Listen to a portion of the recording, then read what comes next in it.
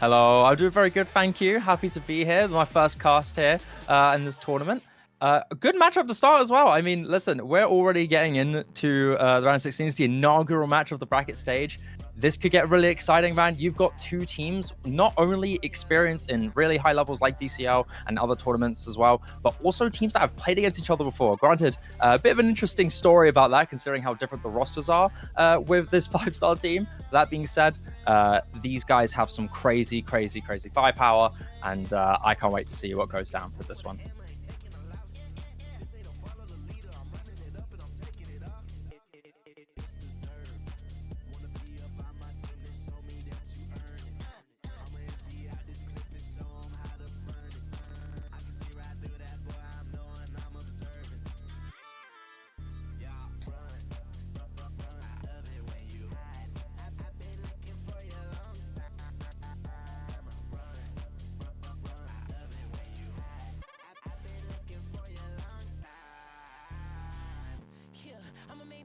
So if there's one thing that I've been suffering from for the last like few months of casting is I've been seeing way too much Lotus. I need to see some more maps variety. I need to see some unique stuff. And with some new patches coming around, with the new map rotation coming through, hopefully we'll see some new maps. We've had maps like Icebox coming back. We've had Split coming back as well. So maybe we'll see those come through. I'm really excited to see how that goes through and whether or not how dynamic the comps will be too, considering we've had some patch changes, some ancient changes as well. I really wonder how these teams are going to adapt and whether or not they'll stick to the guns that they're very experienced on. I think one thing that I'm curious about is how ALR are going to do, considering how unique the roster is for 5-star, how much they've shuffled and changed since their VCL week. They literally had a roster, like a week-old roster. Disorder is the only one who's stayed from their last iteration, whereas ALR have been around for a while now.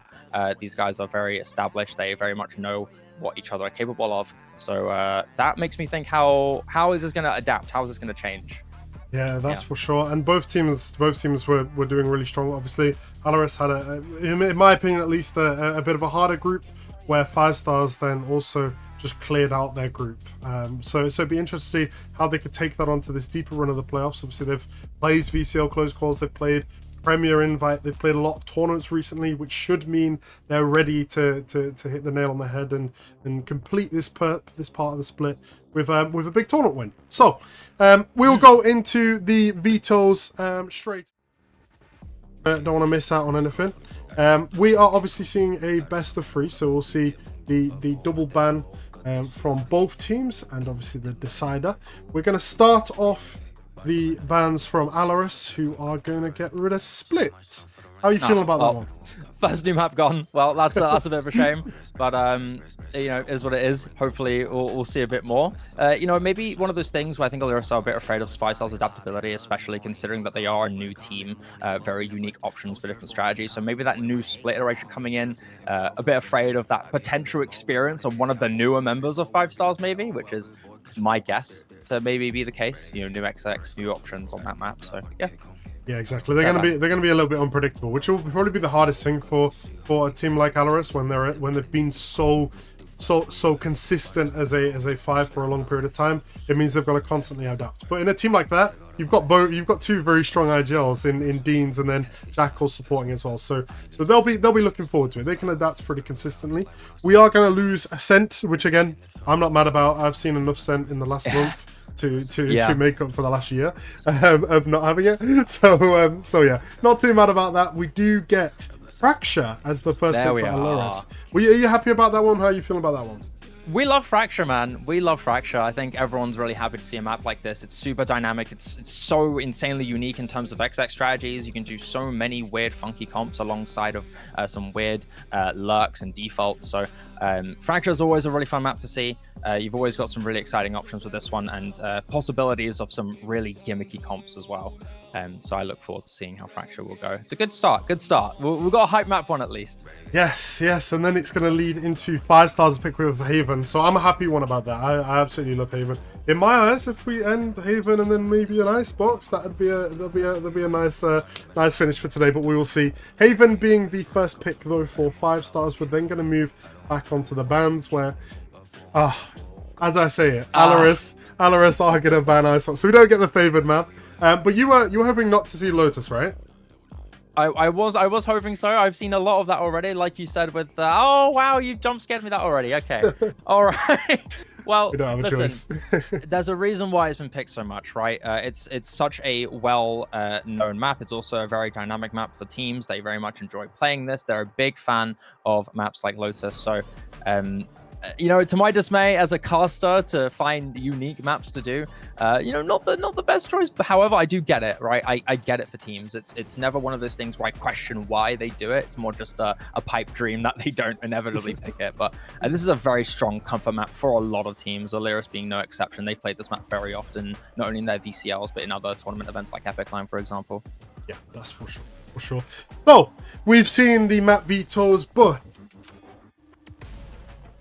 we have a selection of our MVPs. We'll consistently go through this in between maps so we can kind of get a grasp of who's starring the show, who's bossing it so far. Obviously, in their previous matchups, we saw Resistance absolutely shine. He played some ISO, played some Cypher as well, and that 2.6 KDA, 400 ACS. that's something that you got to be looking forward to, surely.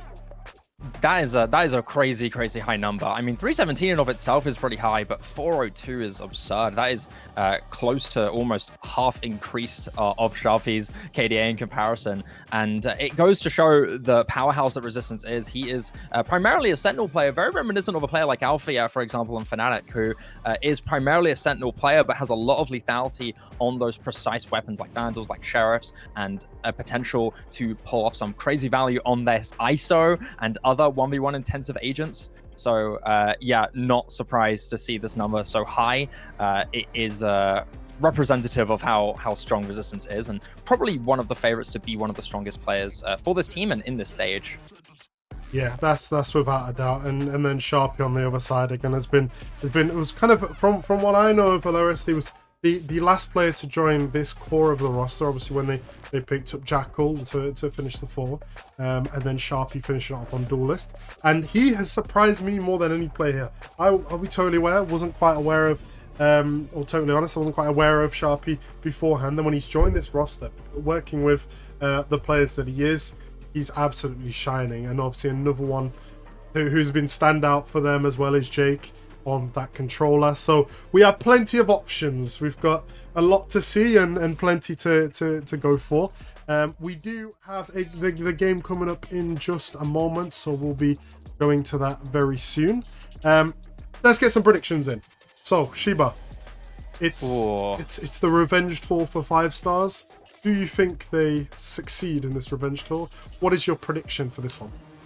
This is such a, regardless of what I say, it's going to be bold, because we don't have any knowledge to teams of this degree, right? The previous teams they've gone against are definitely going to be not at the equal level. You could notice how one-sided those MVP rates were. That is not a very common number to have when you're against such a really good team, with such a good team that's equal match to you, especially a team that's beaten you a week before, right? So it's really hard to call exactly, especially considering how different this 5 stars rosters is. But I'm going to go with my gut and say that this 5 stars team seemingly has much stronger individual players than last time. Sure, maybe Resistance, maybe the MVP, but Disordered, one of the strongest core members of the previous 5 stars iteration, is still on that team, and you have other members that have a lot of strong potential to do some strong work. And on top of that, the unpredictability with this team as well on such chaotic maps like Fracture and Lotus in the 3rd Decider. I'm going to give this 2 5 stars, but more on the basis that they're going to be an unpredictable team, that they're not going to throw the same punches that ALR are going to be waiting for, right? That's my call. I'm going to say 2-1 in favor of 5 stars. It'll be interesting to see how this comes out. I'm gonna guess more on the opposite side. I think this is gonna be a clean sweep for ALR here. I believe in what they've kind of been building over the last little while. They've got their pick first, so I think there's no better opportunity really than to show exactly how it's done. So I'm going for a 2-0 for ALR. I think this first map is going to be either a crazy stomp just because of the sides that are picked, or it's going to be a superly close game, and then that second one is just going to be a dismantle. But there is plenty quality, as we know, in this lobby today. So it'll be looking forward to how this goes. We obviously have the compositions in Jake on Brimstone. We've got Hayden on Teo. We've then got Sharpie on Raze, Jackal on Killjoy, and we have just Clove. Apparently, we've just got Clove. It's Dean's on Clove as the IGL.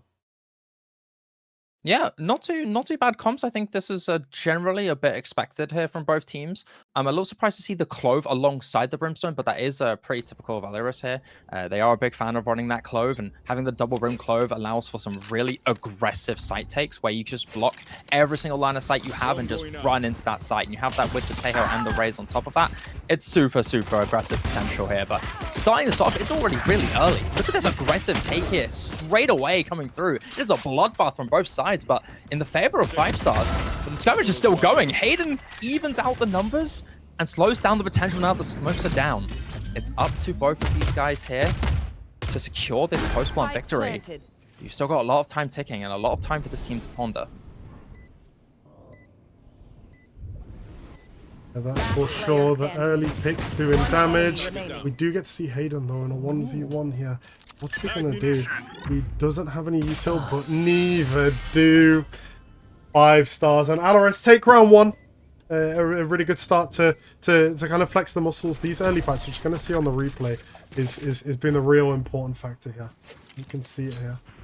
Yeah, this early fight was seemingly what was going to be the saving grace here for 5 stars. You saw that early pick onto Jackal shuts down a lot of that early KJ util and immediately gives them a chance to steamroll that momentum going in. But there was a lot of really good resistance there from LRS, especially towards the ending where they were winning those individual gunfights and taking matters into their own hands. You saw that aggressive smoke from Hayden, the aggressive push from Hayden into the smoke to take down Disordered, which evened out the playing field and led them slowly to win their own fights over time. That's for sure. The aggression is coming into Dish to start us off for 5 stars. Like Juicy's gonna try and set the tempo. Zin's gonna be, that's a really good one to note. Zin is gonna be farming these orbs on these pistol rounds. And it looks like Cypher for 5 stars is gonna be controlling that space towards the bottom side of the map, whilst the rest of the team again look like they want to take control of this space, get the orb, and look at that already. Zin with 5 orbs, and Juicy falls to Jake, and so does Sharpie. Yeah, good trade there from Resistance, catching out that lurk, waiting for somebody to make a move after they make the realization of that push onto the B site. But with those trades coming through, it is a pretty significant loss from both sides. You've taken away that super aggressive nade potential and satchel into the retake here. But you also have lost that breach stun ability, which also enhances that engage ability. But with smokes coming down, there's a bit of a back and forth from 5 stars. They've gone out from the front of B-main, and now they're going out to the back into Arcade. 30 seconds left. Where you have the Killjoy, Valorant, and Jackal waiting with Stinger in hand. If anybody falls for this, it's a possibility, but you also have the Sheriffs, very lethal players like Resistance, who took down Sharpie not long ago. With smoke coming in, they are waiting for that opportunity to pounce. With only 10 seconds left, they're forced to plant. The missiles are out, and Jackal punches Disordered. But still, there are still trades coming through from 5 stars. Look at this push from Resistance onto Jake, and Jackal still wants more. Out comes Resistance on the peak onto the Clove, and still not enough, unfortunately, as ALR are now starting to clean up shop with a Jeopard on his own. Definitely causing a little bit of damage to the economy, but not quite enough. 3 guns saved as they take the round, and obviously look at that. Hayden on 6 orbs already, 6 out of 8. So 2 more until that tail ult is ignited. And again, really good start for ALR. They'll be more than happy with that going into round 3. And yeah, how are you feeling about it so far? Strong pistol, strong buy round going to the second. How are you feeling about it? Yeah, I like the idea that 5 stars are going into at the moment, because both times in a row they've essentially gone for the same rapid exact, but in the second round they tried to capitalize off that early pick and change their movement style a little bit, maybe fake out Alaris into going into a vulnerable position. But unfortunately it didn't work. You know, although you have one of the sharpshooters in from Resistance, you got 2 in that previous pistol round with the Sheriff. It sadly really wasn't enough, as the rest of Alaris were just able to win with that weaponry. So is there a chance now to get that trade back and prevent that 3-0 lead, and prevent maybe even 4 coming up later on? And with that Armageddon in the possession here for 5 stars, that's going to be even stronger value here. Interesting start as we get to see the beautifulness of this map. Again, these type of maps are going to be really hard for the defended side, as they kind of look to build momentum throughout this BO3. Fracture's probably, in my eyes, the worst map of all time to begin a BO3 on, because it can just completely set your mood or drain you mentally. It's definitely one of those maps where it can go the full way. It's usual for it to be a kind of a 9-3, 10-2, and trying to recover from that is just as hard as then when you're 12-2, 12-12 and you have recovered, and knowing you've still got 2 more maps to play out. So definitely be interested to see how this affects the game here. But looks like we're going to get underway. And round 3 Here we go. Hayden currently 4-0. As again, 6 and 8 on that ult. But look at that Zin. The ult farming has worked for sure. Has got his ult going into round 3 in case they do need it to secure kind of a little bit of a stronger economy going into round 4. Then it's definitely available. They'll look to clean sweep this round here if they can help it. Yeah, here's hoping, right? You've changed a little bit of course coming through here for 5 stars. You're not going for a hyper-aggressive take this time. You've changed course now that weaponry's increased. You can be a little bit more passive and a little bit more careful, forcing ALR to be aggressive themselves. You can see Sharpie with Sheriff in hand. Resistance is aware. Trip is notified, gets one onto Jake and backs away. With that information from 5 stars confirming 2 more members, or at least 1 minimum spotted, they're going to be confirming this full push on the site. Resistance is still pushing forward and getting one onto Clove. Finally, the kill here from Sharpie takes him down, but Hayden and Sharpie themselves don't care. It's a 1v1. Suddenly so fast-paced, but Oscar saves 5 stars. But that being said, this is a tough spot to be in with so much strong weaponry, so much power in these guns where you only have Sheriffs and a few Bulldogs in the hands of ALR. This is a really good round for the blue side right now. Yeah, so much happening as you can see on the replay. So much happening in such a short period of time. But the damage is done. And it looks like we're going to have a full buy v buy. Only Jake taking the slightly weaker weapon of the Outlaw. But looking on the same weaker weapon, we look on the side of 5 stars. They do have 3 players on that half shield, so maybe not quite a weaker weapon. And there we go, as we call it. Jake takes the first pick through catching the sorted out on that half shield, and what a start for Jake and ALR as they go. And that is the translation of the value coming through from taking so many weapons away from 5 stars in that previous round, having only 1 Vandal left in hand, forced to invest into more rifling and having to take that risk of taking smaller shields. And the risk has unfortunately not paid off so far for 5 stars, as they've already lost 1 with that Outlaw, and potential for a lot more, as there's only 2 other players of 5 stars who have those full shields. The other 2 are still on that 140 health, 125 health, which is enough for a 1-shot again. This Outlaw is a significant threat here from ALR. And the engage is coming through from Jeopard. Although that nanoswarm is going to force him back, and Jake punishes so accordingly. The moment it realizes that back away is there, Jake peeks and the rest of ALR join in. This synergy is incredible. Resistance with an attempt, but no joy, unfortunately, as that's the only victim he's going to take. Yeah, and again, we were saying it. It's crazy how it works, but we were saying it, weren't we, about that Outlaw on Jake, who gets 2 huge kills and just sets the hook for the round, and there's nothing that Resistance can do in that 4v1. But a big round coming up here. We have obviously the triple ult on the side of 5 stars. They've still got obviously Zin with the Tail ult, the Raze ult, the Cypher ult as well, and then on the opposite side it's going to be a 2-orb type of round. If they can get those 2 orbs on a couple of players, then they'll be set up super well to go into round 6. But round 5 currently, and it looks like it's going to be an aggressive start towards Arcade, and trying to be forced off the angle there. Yeah, once again, similar type of execution here from 5 stars, but this time they're going to be taking the open run with their low economy, opting in for that save / half buy with the Sheriffs.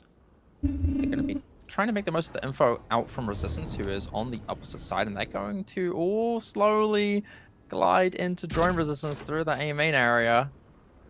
Usually a bit of a scary thing to do as a team, but with the info there from Resistance, it's fine. No significant stress. And in fact, they're going to be going back in towards B, catching ALR almost entirely off guard. You can see Jake frantically running back to hold on with this Outlaw. Once again, deadly potential to wipe this team in half. The creeping and crawling.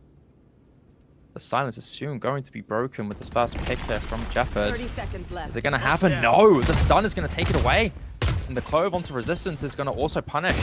So it's going to be a member's advantage in favor of ALR. But Oscar is going to lower that even more. He's going to make it a trade, in fact. 4 versus 4 with loads of smokes, full site control coming in. Armageddon and Showstopper also intact here for 5 stars. A lot of scary options to face here in this retake. However, Armageddon's going to change that entirely. Showstopper's forced out from Gifford. Jake slides out of the sky. And Disordered is also taken down from the Armageddon. It is a complete wipe away. Complete annihilation as the counter Armageddon is in to stop the defuse. It's not going to change much though, as Jackal is going to be walking into Zin. Wait, that's 2 members down. Is that going to be enough? It's half done, but it's not enough time. And it's another round win here for ALR. Yeah, what a round there to convert. We'll be able to see on this replay too. Look at the numbers there. They play that 4v2 really well, obviously to get them in that position. But that ult just forces mistakes, and Zin capitalize. It isn't quite enough though, as the half was already secured. And again, they convert a really good round there. ALR is a little bit expensive, but on the same side of 5 stars, they had to use an ult or 2 as well. So worth it in the end for ALR for sure.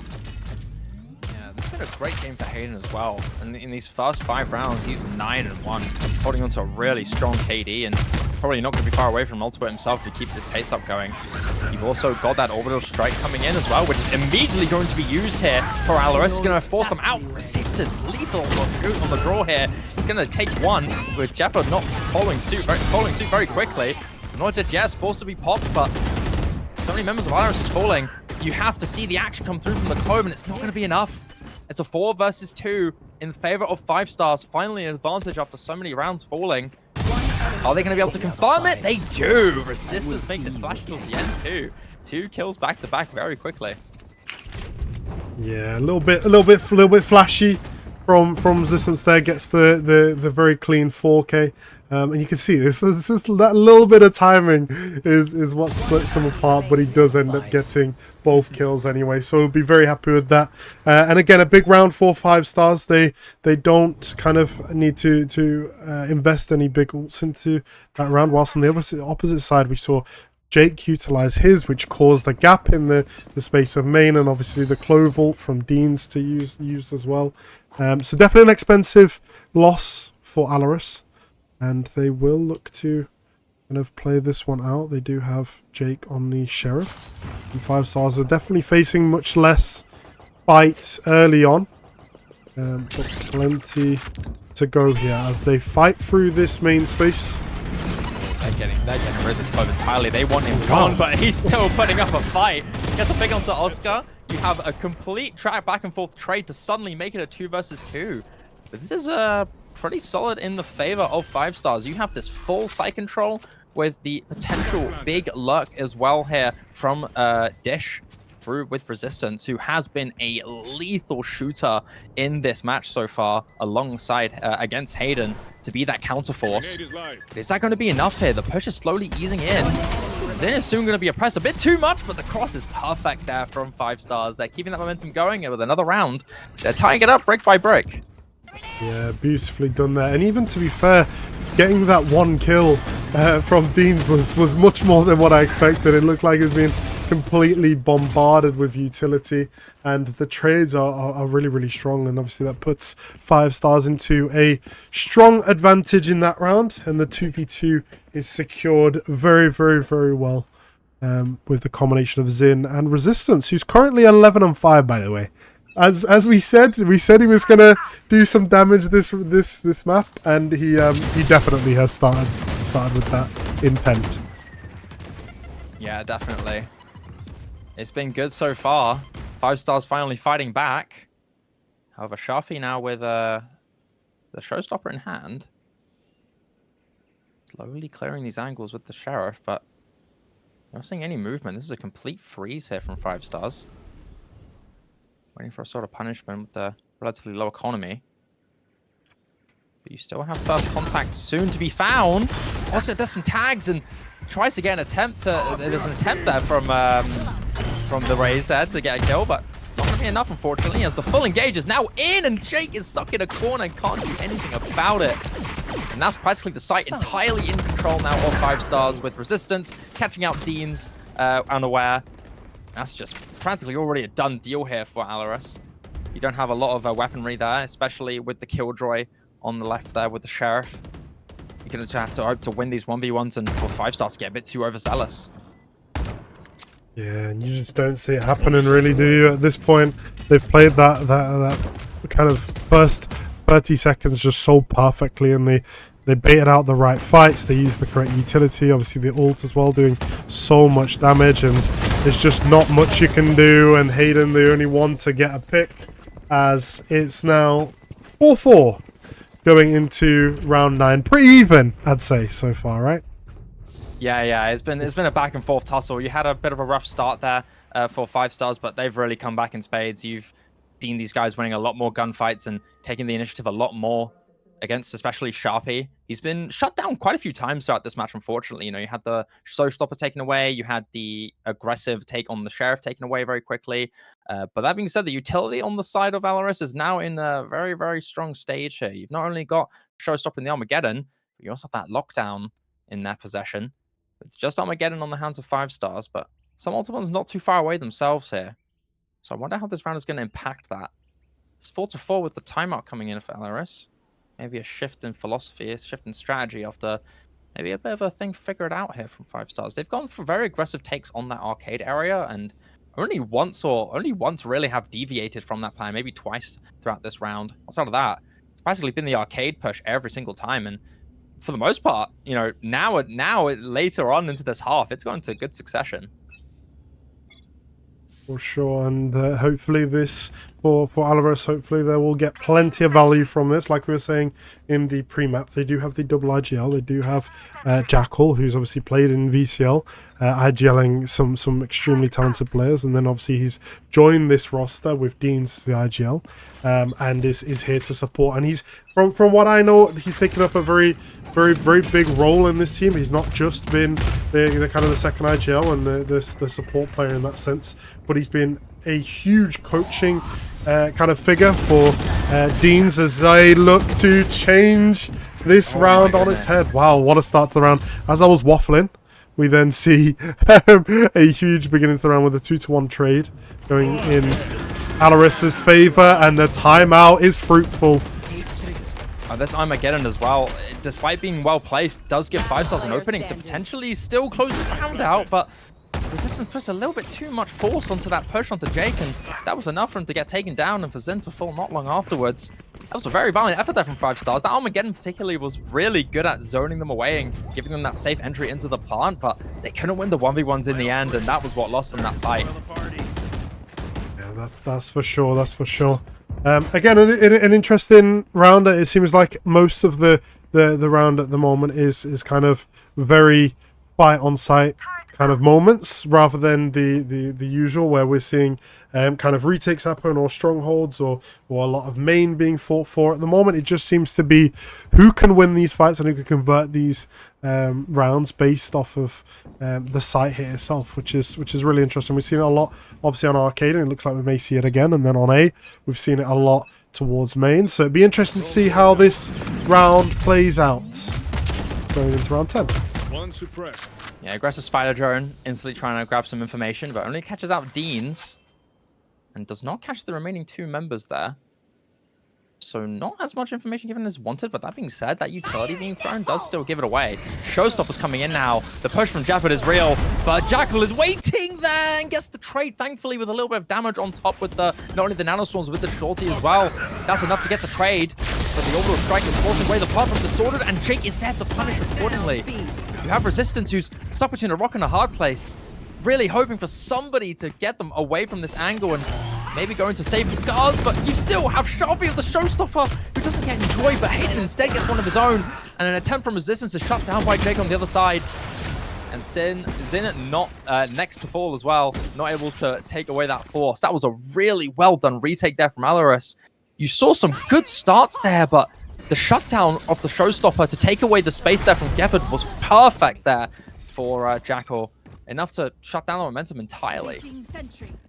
Yeah, that's for sure. A really strong round played out from Alaris, and just as what we were saying, this timeout seems to have completely kind of changed the half so far. Obviously, I know there's 2 more rounds to go, and a lot can change in that time, but that timeout, when you've got a double IGL setup like that, and you've got a coach that can evolve tactically as well, it can just do so much damage. Once they've got a read like they have currently, they can change the map on its head, and it looks like it's doing that so far in this first half of Fracture.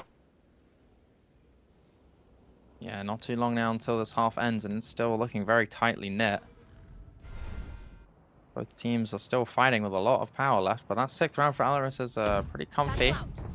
Up to them now to gain that advantage even further. Attempt from Sharpie to be aggressive, but shut down very quickly. But you've got Dean's not far himself. There are a lot of trades back and forth, a consistent theme running through in this match so far, where both teams are just battling it out in these gunfights. But finally, a breakaway, perhaps? No, not even that. Disorder with 4 HP in a dream still lives to try and keep this team alive here. And Resistance with that flank might just be enough to get the win, but Disorder is really low, and Jake is chasing. But that neural theft reveals him just in time. Disorder now is in a safe position to just try and keep that fun, staying safe to give Resistance the crossfire. That clove smoke though. I've been enough to block it. Jake, how did you spot him there? That had to have been a pre-fire. I didn't see anything there unless he's got eyes that I don't have, but that was some magic there. Enough to maybe flip this round back to ALR's side. 19 seconds left, Plant still not locked in, and Resistance is calling for this push with 12 seconds left. Jake is on the run for it. Desperate to get that plant, but he's run out of time. He's gone a bit too late, and that's the round secured there for 5 stars, I think. No, wait, no, never mind. Is it down? It's not. Jake, what does that read? How do you call that? Yeah, I don't think there's much you can put into words there. How on earth was that? This kill, by the way, I was thinking the exact same thing, and he looks like he just got... What is that? He's got a bit of an inkling, clearly, that we don't have. This is why they're in the high elo rather than us. But yeah, really, really well played from Jake there. I think he was under the impression that Resistance had the spike, and maybe Disorder got a little bit overzealous, but apparently not. And ALR do convert the round to make it 7-4 as we now go into the 12th and final round of the attack side for 5 stars. Yeah, you need to try and get the 7th round locked in. That being said, the lockdown and not dead yet for ALR is going to be pretty scary, but you have 2 layers of ginormous damage and zoning ability coming through, but Jekyll with 3 shuts down one of them. The Armageddon coming to suit. Jekyll's on a rampage. Unfortunately, though, that ace is shut down with Zin left to pick up the pieces, and that is nothing compared to the 3-man charge from ALR towards the very end. That was insane solo defending there. Look at all of this info blocked away here from Jackal. He's completely on his own, calm as he could be. 4 kills, taking down the sharpshooters as well. Any angle he can cover, he's got it, man. That was a beautiful play there from Jackal.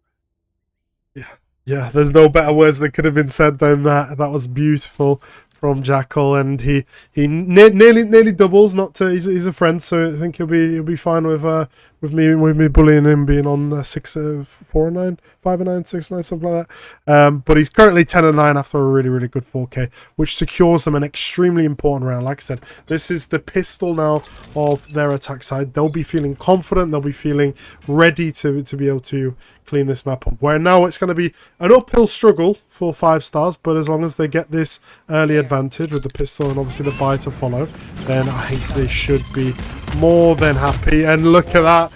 Resistance just bullied with Util there, and he's the first to fall with Disordered following. Sharpie charging in with no holes barred, man. Grenade oppression alongside that terror missile taking down Resistance, then just hopping onto the middle of the site and just blasting the cranium of the Brimstone of 5 stars. You've got Jackal joining in the fight as well. That's an immediate round win confirmed here for ALR. There is really nothing that Oscar and Jeopard can do, unfortunately. What really can you do here outside of just take a desperation fight? Maybe deal a bit of damage with the nade. What really can you do? Especially with the flanks coming through on the opposite side. Dunn is out with an attempt there, and Jake is taken down, but that's really all that's going to be written here. Yeah, there's just nothing you can do if you're 5 stars there, especially those early picks and Resistance being fully trapped. That Util combo was beautiful, and then obviously we see the extra 2 kills from Sharpie as he gets a 4K in the pistol, and that's going to look really, really good for them as well, because they don't just take the 9-4 lead and obviously take the pistol. They are also securing a lot of orbs on the raise here, as he now brings himself up to 10 and 9. And they have a big buy round coming up with 2 Phantoms. Instead, have the Sheriff, Ghost, and the Bulldog. Yeah, you had an attempt of a luck there from Jackal coming through around Arcade, but 5 stars were extremely aggro on it. They wanted to try and get some punishment in, and Sharpie is bouncing back as well after his teammate retreated. He's running in himself with a bit of solo glory and gets 2, but isn't prepared for the remaining 2 members of 5 stars to join him on that Arcade push, and so Site, although secured for 5 stars, not in the best scenario here, because they're just on the opposite side. 5 stars are on the opposite side, not really able to do much, as ALR are just alone and chilling on the site. That single lone hero play from Sharpie is enough to basically secure the round. Yeah, without a doubt here, and it's an impossible situation here for 5 stars. Obviously, they are going to be able to take 1 Phantom to the next round, potentially, or they may just give up bodies. That early pick from Jake on Resistance, the trade is then shifted back in from Zin. But again, it's a 3v2 situation. It's very unlikely they can do anything here. They do get another, and what a shot there from Zin. A little bit of a subtle flex there from him. But again, the 10-4 secured, and a very, very, very clean round from ALR. Yeah, Ferrari peeking into the dunk on the head. Jackal didn't even need that much damage. He was already at like 20 HP. You didn't have to do him that dirty, man. But secure in the bag. Yeah, show of flashiness there from Zen. But being said, this is starting to steamroll a little bit too far into ALR's favor. 5 stars have not really been able to solidify any rounds in this attack side, and they need to change in this defensive side. Sorry, they need to change something, because ALR seem like they have their number at the moment. You know, these split pushes and these split aggressive hero plays from the individuals of ALR, especially from Sharpie coming through. So it's not been looking so good so far. With the rotation now, information locked out, orb obtained as well. You've got this split push here from Deans and the Killjoy Valorous to put a lot more pressure in as the smokes are down. Aggressive pushes are there. Out comes the showstopper from Sharpie. No joy, and a victim dropped himself here from Resistance, but Jackal on this B main area, able to get takedown also, and put a lot of pressure on the other member down there. Resistance needs to do some damage, and he does. He gets 2. Jake with the Outlaw in hand tries to get some spams through, but can't really do much as Resistance is taken down with a mere classic from Jake. And that's a big threat gone. Jackal now needs to do more. 1 onto Zen. Makes the numbers in favor of ALR. But it's a 1 versus 1. These splits, these crossfires are not in the right timings, but thankfully for ALR, it doesn't backfire on them. That could have been disastrous if the sword had felt a little bit more accurate for that split second against the Outlaw from Jake. That could have been a completely different story. Most definitely it could have been, but it does go ALR's way, and they do take 3 back-to-back, so 5 stars. Even though they're going into quite a weak economy here, yeah, for sure. They are going to take a timeout.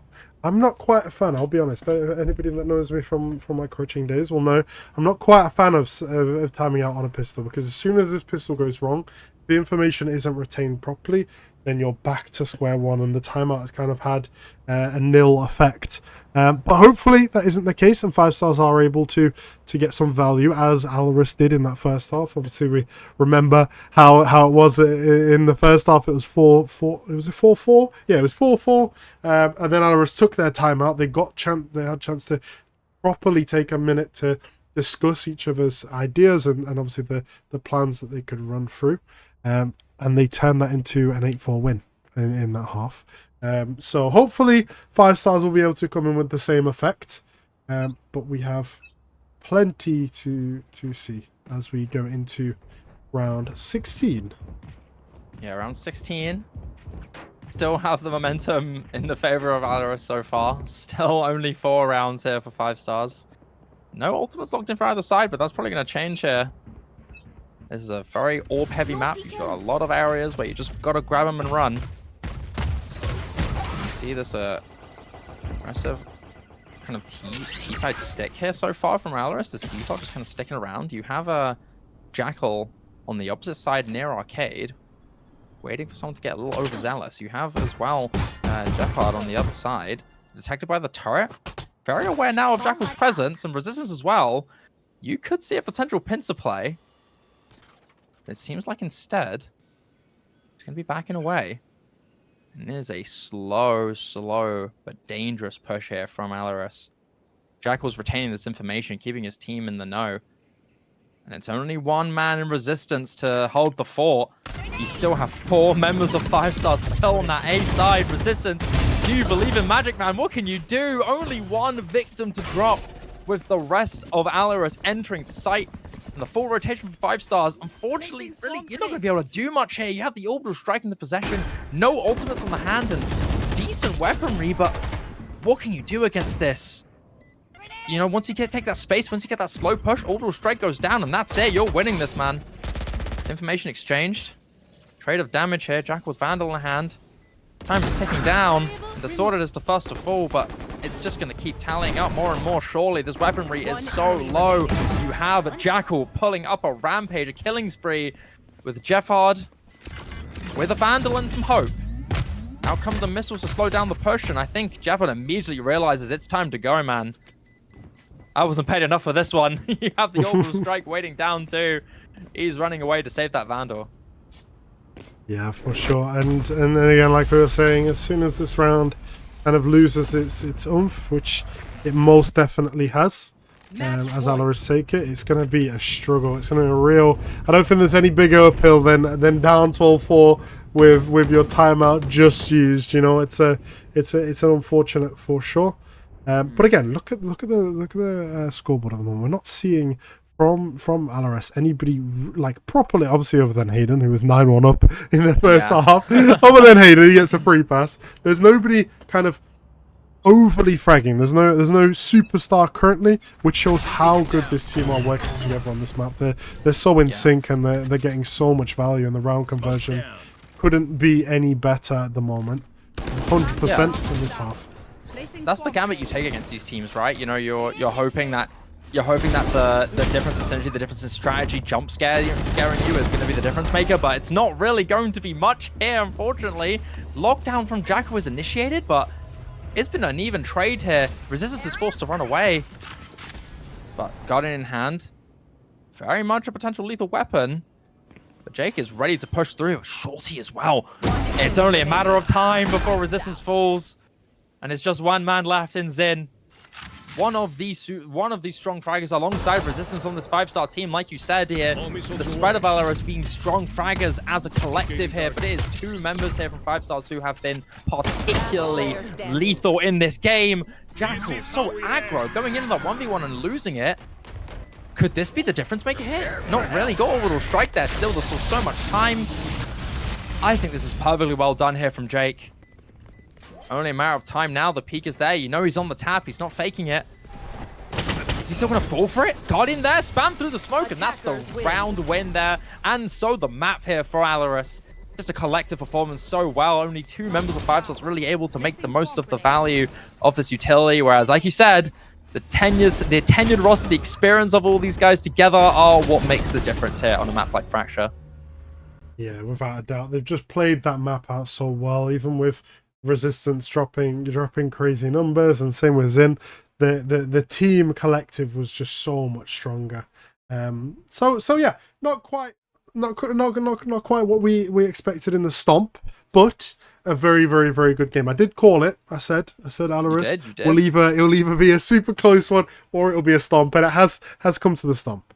Now, 2 more maps to go. How are you feeling after seeing that? Well, listen, I still can't really say, you know, I think Haven is maybe a little bit less chaotic than Fracture. I think Haven is such a well-tenured map. Everyone knows this map so much that it's a little bit different in terms of its strategy and how it's going to work out.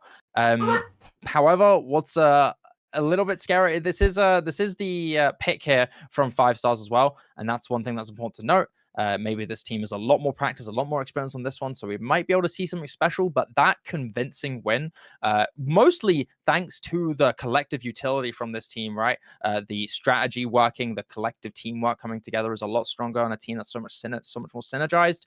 Haven is another one of those maps that does need that. So I'm going to probably expect a much more difficult battle here for 5-star, but I'm still going to put in hope that they can maybe get this pick in. But with Lotus, after seeing how well Fracture has gone, a map that's equally as chaotic as Fracture, maybe a little less chaotic. Fracture's a bit crazy, but Lotus still a very chaotic map. I'm definitely going to call the ALR series win. But Haven, I'm putting a little bit of hope in that. I'm putting a bit more hope.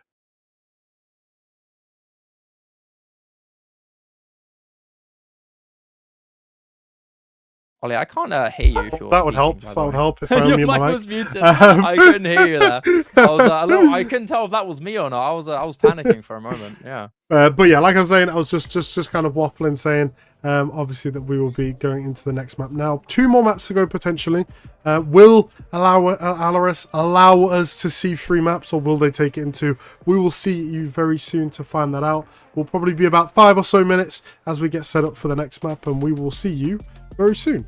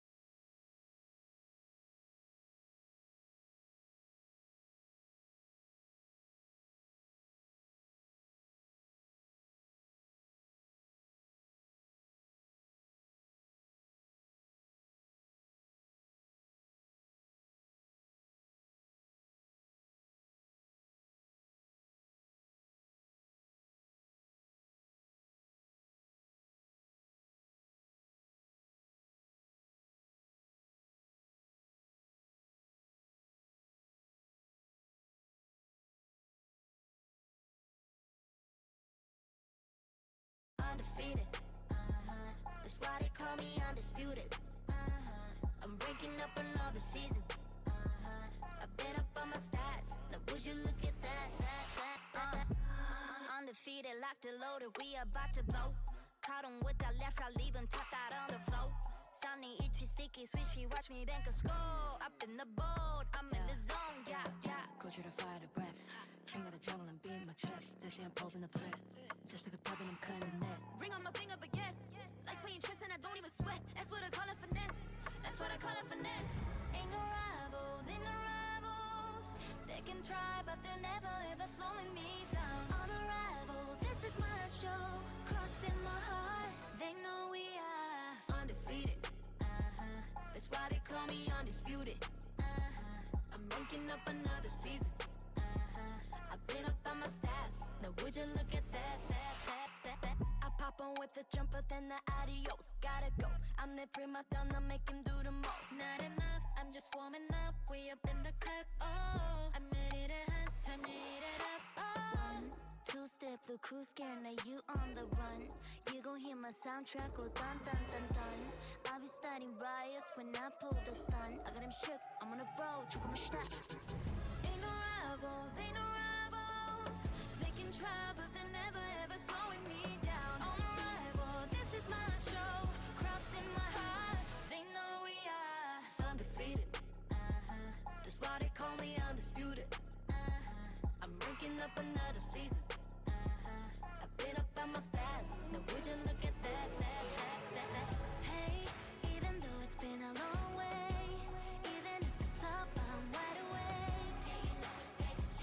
And we do it all again. We the ones that can't be. Oh, Just remember the time, remember the climb.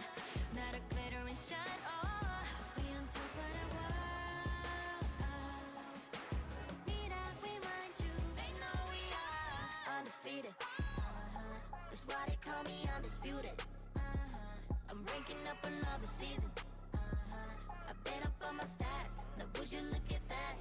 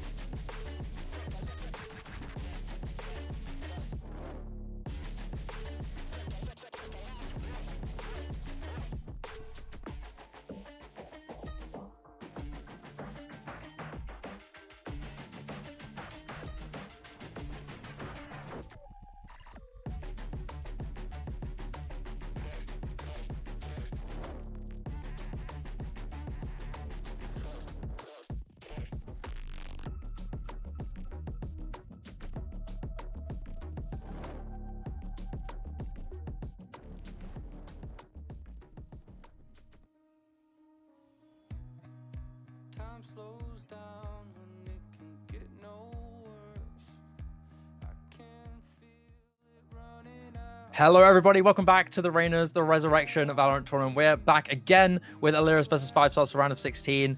Still, the stakes are high, but ALR are looking really dominant right now, winning a very convincing match on Fracture. But we're back onto Haven, not only a 5 stars pick now and previously, but also an ALR ban coming into their last match. So I'm very curious what your thoughts on this one, Ollie, is. You know, this one was really convincing, but, you know, for me, myself, I got a little bit of hope that 5 stars might be able to pull something special. Yeah, I mean, they've previously banned this ALR, so maybe this is a recent one. It could be an anti. It'd be very, in my opinion, it's very rare to see veto stratting in this scene. But it could have been previously a map they're comfortable with, but they just wanted to ban because of the enemy team and how they played on the map. But I don't remember the last time I saw a Haven from ALR. So it'd be very interesting to see. Again, they've got that double IGL kind of ideals. So seeing how those ideas bounce off each other can again be really big on these type of maps, especially on a map like Fracture was there, where it's very strategical, it's very map understanding heavy, and they did really well on that. So Haven, completely different ballpark. Can go either way, so it'd be interesting to see how that goes. But 5 stars, they want to pick it straight away, so they must be comfortable of some sorts on it. And again, ALR didn't ban it yet, so maybe they were hoping for a second pick on the bans. But again, we'll have plenty to see in this one. I'd be really interested to see the compositions, to be honest, which we're going to get to see in just a moment. Yeah, that's one thing that I'm really curious about too, especially with 5 stars. One thing that's important to note is that one of the biggest fighting factors here from 5 stars in their last game was how valuable that resistance ISO was, and we're seeing that locked in instantly here for resistance. And as we expected, coming in with Whiplash coming in to take the Cypher instead, Oscar and Disordered going with the typical agents that we would expect them to pick, the Omen and the Sova. It feels like Omen and Sova are at this rate like a must pick on this map. If you're not running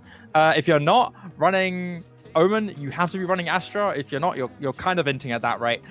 So with that being said, you're seeing these obligatory comps coming through. A little bit of a different thing to spot is that we've seen the double duelist here from 5 stars. Jeopard going with the Yoru, with Sharpie the lone duelist in this one, with a double initiator setup here from ALR. Dean's on the breach and Jackal on the Killjoy. So there's quite a few differences here to note. You don't have any Flash Initiator, even though you have that Flash Entry Duelist coming in instead here for 5 stars.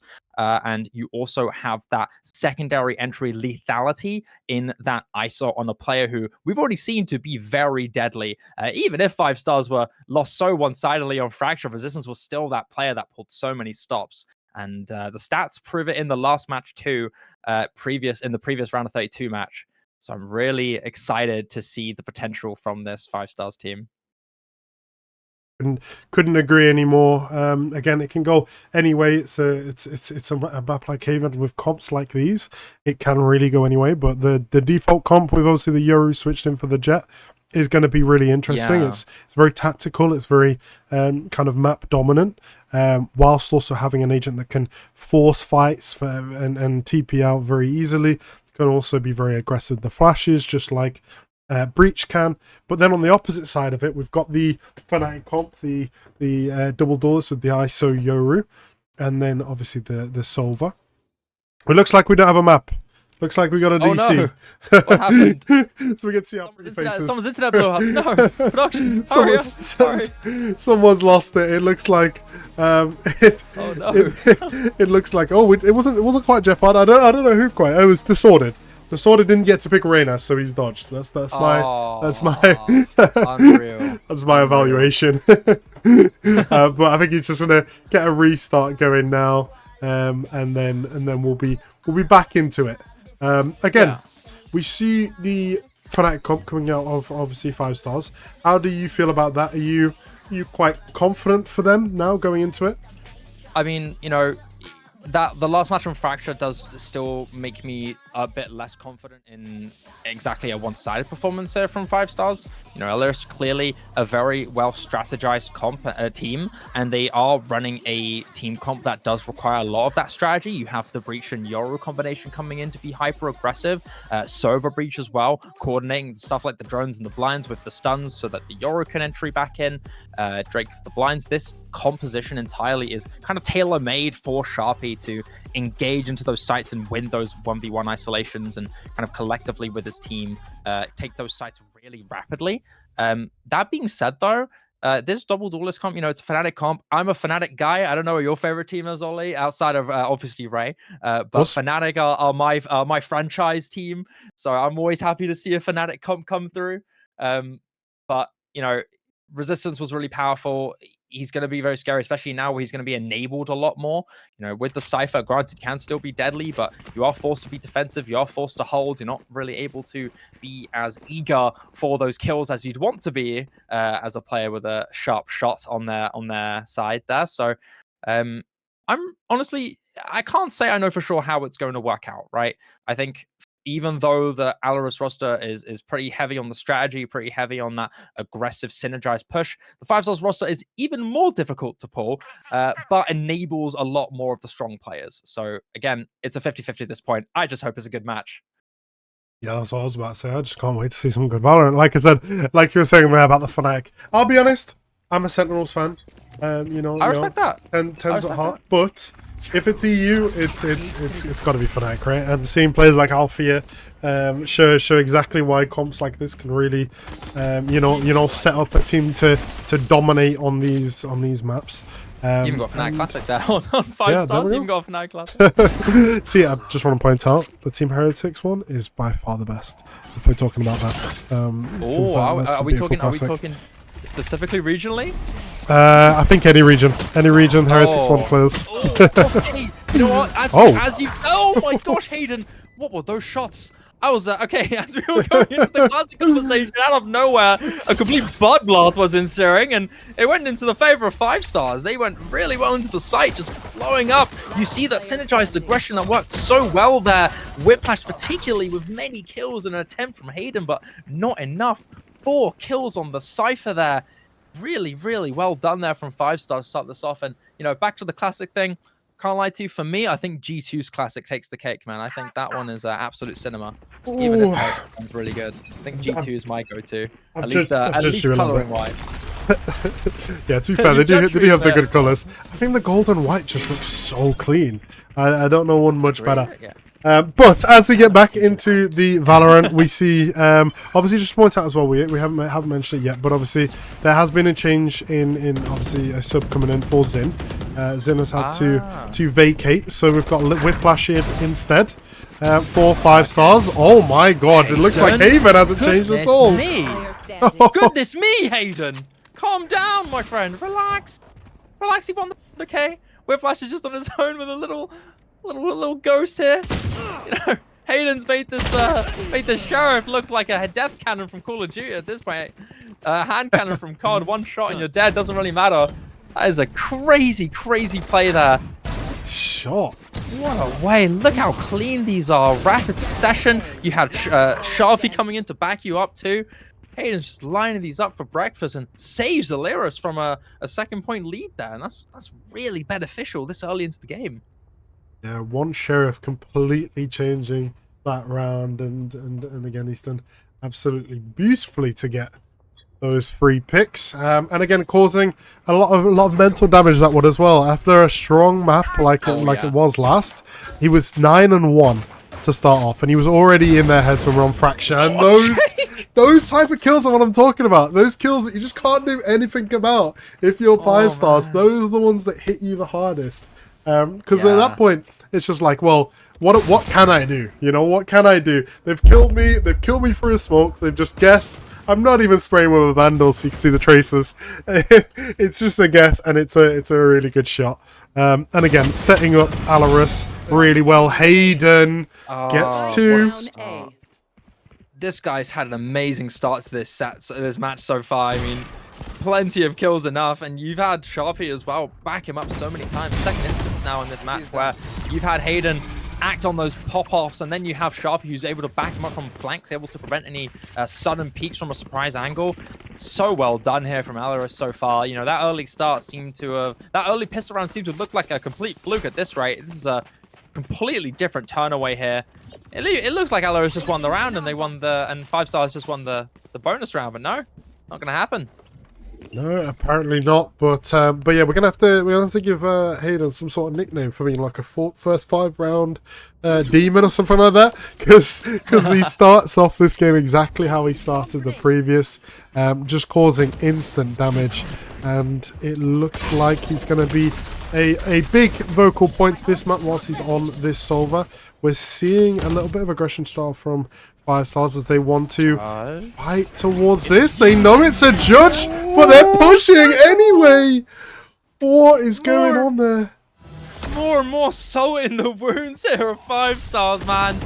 And look, the Jackal now has the Vandal in hand. Whiplash has got nothing here that he can work with. Spam galore. Jackal doesn't care. Even if the cage is on the right angle for Whiplash, he's going to run out and get the kill. With 2 more members left here for 5 stars, there's a 4 versus 2. And what else do you really do here? Oscar, you can maybe hope to get a few kills to build up that Hunter's Fury. But what is this luck going to be? The sounds are there, so they're getting info that they want. And Sharpie running into an angle and almost gets away with it. But Resistance is able to punish accordingly. Oscar, though, pick onto Jackal. It's suddenly now at even grounds. This luck has come to huge fruition here, as the site is now belonging to the 2 members of 5 stars. Oh, that's a really good ult as well to get that extra tick of damage. The 75 HP he drops them down to, and this is all dependent on this fight. Hayden has done so well so far. Can he clutch up for his team? The 2v1 is clear. Looks like Hayden's going to get this early dart. He's going to find the information, but can he get the important kill to clean up this 2v1? Oh. He's not expecting the other peak they're coming through. It's a 1 versus 1. It's a game of chicken. Who's the first to go? And it's Oscar to peak and the 1 to fall as well. Hayden, man, even with such incredible attempts there from the last remaining 5 stars members, they still can't stop the freight train of Hayden, man. Early game powerhouse here for this ALR roster. And you're just seeing it. This judge was the catalyst of what seemed to be the end of the round already, but 5 stars almost came back. But when Hayden shows up, man, you're quivering in your timbers and you are not able to hold strong, clearly. ALR get 3. Yeah, and a huge round. Again, getting that 3-1 from 1-0 down is just so important, and there's just nothing you can do. The composure on Hayden, he's 10-1 this time, was 9-1 up, and he's hit the 10th with a clutch. But the composure just shows the difference in quality currently, and the preparation. Even moments like that, Hayden is sat there in a 2v1 and just holds the space. He knows that Juicy's going to peek and fall straight into his hands, and he gets the kill off of it. This round looking much more close, if that's the best way to put it, as Oscar likes to get some damage. This fight is important, and Whiplash takes it. Neurotheft as well activated here. You've got that huge info coming through of 2 members out on that A side with Jake out on the B side alone against Hayden, and Hayden's completely alone to face Disordered, and that's enough to warrant that immediate rotation here from 5 stars. Important thing to note though is that these 2 remaining members of the Omen of the Cypher of 5 stars, they are very low HP right now. You only have Oscar with that full health left with the regen shield and a Bulldog in hand. You could see Jake potentially go a bit extra aggro. You still have the paranoia and you still have that single smoke, but how is this going to work out?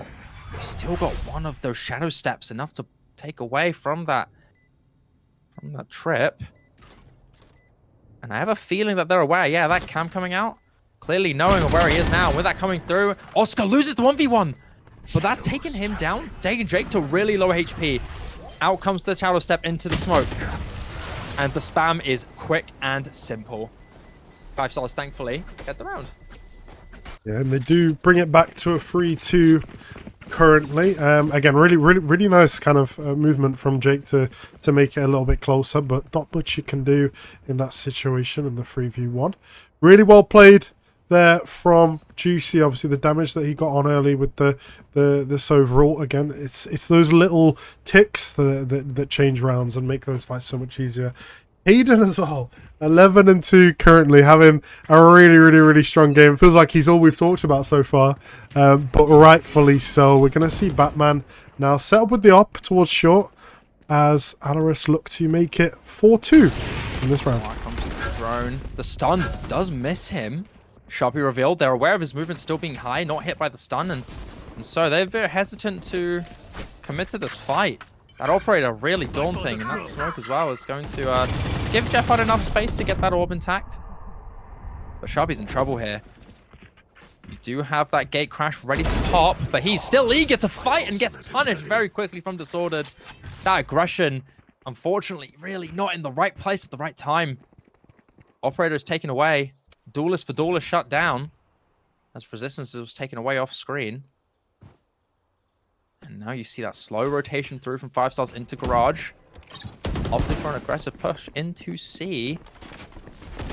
Jake goes up paranoid to stall out time, forcing them to back away a bit more.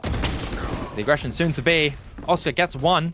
Jackal with that push there, but they're so stunned. Multiple members there stunned and gives Jackal an opportunity to get one. 30 seconds Even out the left. playing field, Oscar's also really low HP. He needs to try and get the jump possibly. Whiplash on the other side of Long gets Dean's. But it's still a back and forth trade with one member of 5 stars at practically 1 HP. The double swing enough to take down Whiplash. And 5 stars, Oscar has no choice but to run for the hills onto A and just get that 10 plant seconds money. left. I do not think he's going to be able to get this in succession. He's only got one dart, 5 seconds left, 11 HP and a dream. I have a feeling this is going to be easily cleared out here from Alaris. Yeah, it should be for sure. They're in this 2v1 situation. They've got plenty of HP and the guns on their side. They are going to invest the No ult. way! I think that's a huge win already for Juicy, even if he doesn't kind of clean up this round, which he very likely isn't going to. He's got so much value just by baiting that ult out, and he is going to fall to the shock dart, and it looks easy for ALR, but it is so worth it for 4 or 5 stars there, being able to bait that ult out. 4-2 now to ALR, but you can't help but feel ALR may have potentially wasted a really important ult there going into round 7. Yeah, thankfully it's not too detrimental to their team fully, as you still do have a lot of retake potential with that Yori ultimate there, with the Dimensional Drift. Still a very strong ultimate there that you can use alongside Hunter's Fury when when their opponents are revealed there. But yeah, no, still Lockdown being taken away against an opponent who's just 11 HP. You know, you've got comms. You know, you're going to be able to know that he's basically won. Investing ultimate that heavy for an opponent that low HP shows a little bit of respect from LRS, you know, a team who was so strategized, winning so one-sidedly on the previous map, still very much respecting their opponents, and that in turn leads to a potential bit of a misplay. I mean, we never know, who knows, maybe some magic would have come through there, but that being said, the round's done, and Whiplash with the next round gets an opening pick onto Sharpie. With that engagement tool now taken away, 5 stars are going to be backing off now. A site is almost practically open. Hayden, the strongest member of this Alaris team in this map so far, might be the one who's targeted. It's not. It's going to be Dean's. Can Resistance get the win? Does, and cleanly so. Shield back in his favor as well. Plant comes down, but Jake on the flank might be able to get a magical lurk here. He does. Hayden also gets the trade. Joining in on the damage here. Disordered, what is that TP? Just walks into Jake's crosshairs for free. And that being said, Alaris just clean up shop. That is a strange outcome towards the very end, but I mean, hey, Alaris ended up playing it right, not even needing to invest that many ultimates here. You still have the Hunter's Fury, and you have all 3 ultimates intact still. You have the Hunter's Fury, Dimensional Drift, and From the Shadows still in their hands. No ultimates used on that retake. That is crazy. I think interesting is definitely a good way to put it. Disordered. What is that TP? Doesn't quite look like the same guy when he's not got that Reyna. But again, it's unfortunate for 5-stars, they'll be taking this timeout to kind of reset. After a round like that, I think this is a really, really good timeout, by the way, from Block, because after a round like that, you're kind of in your heads a little bit. You've probably realised, okay, we've just completely through a round. We've done a little bit of a silly. Resistance has done us really well early on to win that fight with the ISO ult, and we've kind of just had no awareness of what was going on around the map. So an unfortunate round for 5-stars, but ALR really well played. Jake with a really strong 3K to set them up to go into round 8. He'll be more than happy with that, and I think as we were talking about in the previous map about the value of these timeouts, and for ALR to bait one out this early on, will be a good success for them as they look to have a bit of a time to talk to each other as well. Yeah, what do you think is the intent behind this timeout? Do you think there's any particular thing that they figured out here? Is there anything that you notice yourself where you think, okay, maybe they've clocked something through this timeout that will change it up? Or I think it's going to be that C, which I think is going to be so easily read, and the pings on the map kind of show it too. I know Jackal's calling style very well. Same for Dean. These reads are what are so important to the quality of these IGLs. And again, they've just got it so perfectly, sorry, English left the chat, perfectly read here, and it's going to have to be fights that save them, and it isn't going to be the case. 3 to 4 now. Resistance going to have to get some work done. Juicy. Changed it back on its head again. Yeah, that's a very valuable trader coming through. Individual 1v1 fights going into the favor of 5-stars. Now suddenly it's gone into their favor, but Resistance is caught unaware. Not thinking that Deed is going to be coming up, and not only that, he's shot. The spike point has been shot down there from Jake on his own, and you also have the Rolling Thunder in hands of ALR, and they're going to pop it on the lone Paul Whiplash. He's just going to have to face the music at this point. That is I mean, granted, a great turnaround there from ALR, but again, another situation where these guys are respecting them like crazy, investing such absurdly valuable ult, enough to single-handedly wipe entire teams on just one guy. You know, some people question it, some people respect it, and in this scenario, it's working out in spades here for ALR. You still have, for what feels like it's been a while now, the Hunter's Fury and the Dimensional Drift still in their possession. Surely at this point it's going to be used. Also, another note, this KD from Hayden is crazy. 15 and 3. That's a 5 KD. Yeah, he's not quite messing about. He's not quite messing about in this one. But yeah, just to add on what you were saying about the ults, is realizing it now and kind of looking at it. The problem that 5-stars are having when they're in these 1v2 situations is the ult difference. The ult difference, though, is so easy to commit, and it's fine for ALR in these situations because their rotations are so good with these ultimates and these orbs. They're creating so many more chances in the latter rounds for them to have that extra ult. So when they do play these 2v1s, these ults are making a difference, and Resistance. What is happening? What is that from him to get to and still stay alive as well, by the way. 5-stars just feel like they're the stronger team on it when they have sheriffs in hand. This is a deadly fight there from Resistance. So much damage coming through, and enough to shut down ALR entirely. They don't have 2 ultimates. They've not been able to use these ults for a while now, and it's starting to become a little bit of a curse here. You're going to use these eventually. You can only use so many ults in a single game. You can't save them forever. And that Thrifty coming through from 5-stars is huge. And you also have loads of ultimates still in hand as well. 4 ultimates in the possession of 5-stars here, where ALR's 2 ultimates have been around for ages still have not been used. Yeah, I mean, the best thing that I would say is obviously currently that they are just dismantling the team. Obviously 5-stars there having a good round as individual players. Resistance obviously getting some really important kills, but tactically it just feels like it's still in ALR's favor. They'll be losing this round thinking, I don't really mind it, it's not too much of an issue, and a big round like this can go anyway. Oh, we've seen enough of these eco rounds. Is this one gonna go down ALR's favor? Disorder not being stunned. Disorder not being stunned, thankfully managed to get the kill onto Sharpie, so that shuts down the sudden momentum that this ALR's team was pushing through onto that B mid area. And now that things have slowed down a little bit, Jones will come out. Bucky in hand of Jackal just barely misses the kill onto Jeopard. But Jeopard is so low right now. 7 HP in hand. Neurotheft is also going to be giving away that information through from against Alaris. Jake left on his own with the Sheriff. He's thinking of the TP. Maybe the Fake coming through. That dart not going to reveal him either. He's going to be able to damage in time. Great kill from Jeopard onto Deans here.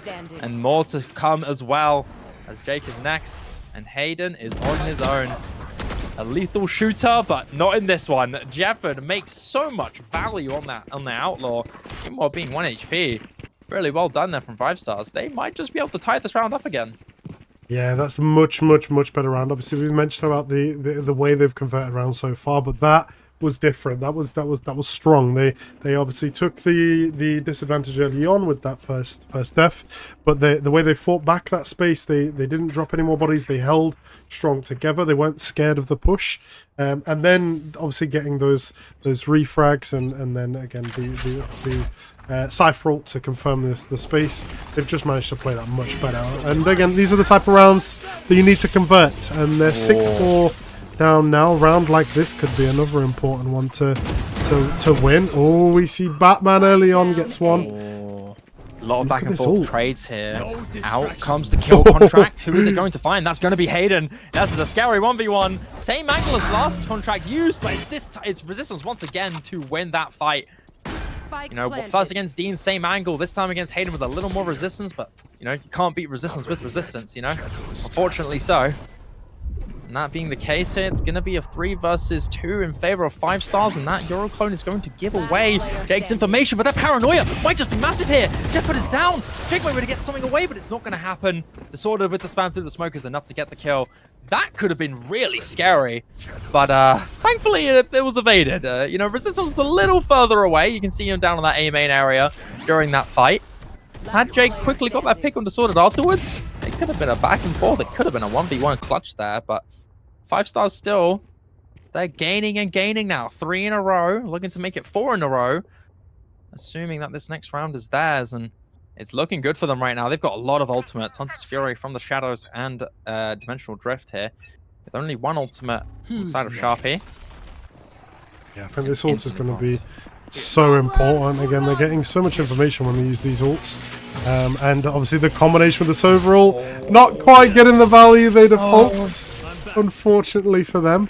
But again, it's a good ult, because look at the bait they've managed to force on the opposite side of the map. They've forced players off of A, and Resistance. I was about to say how he's been untouchable, and then Hayden shows him just how beatable he is.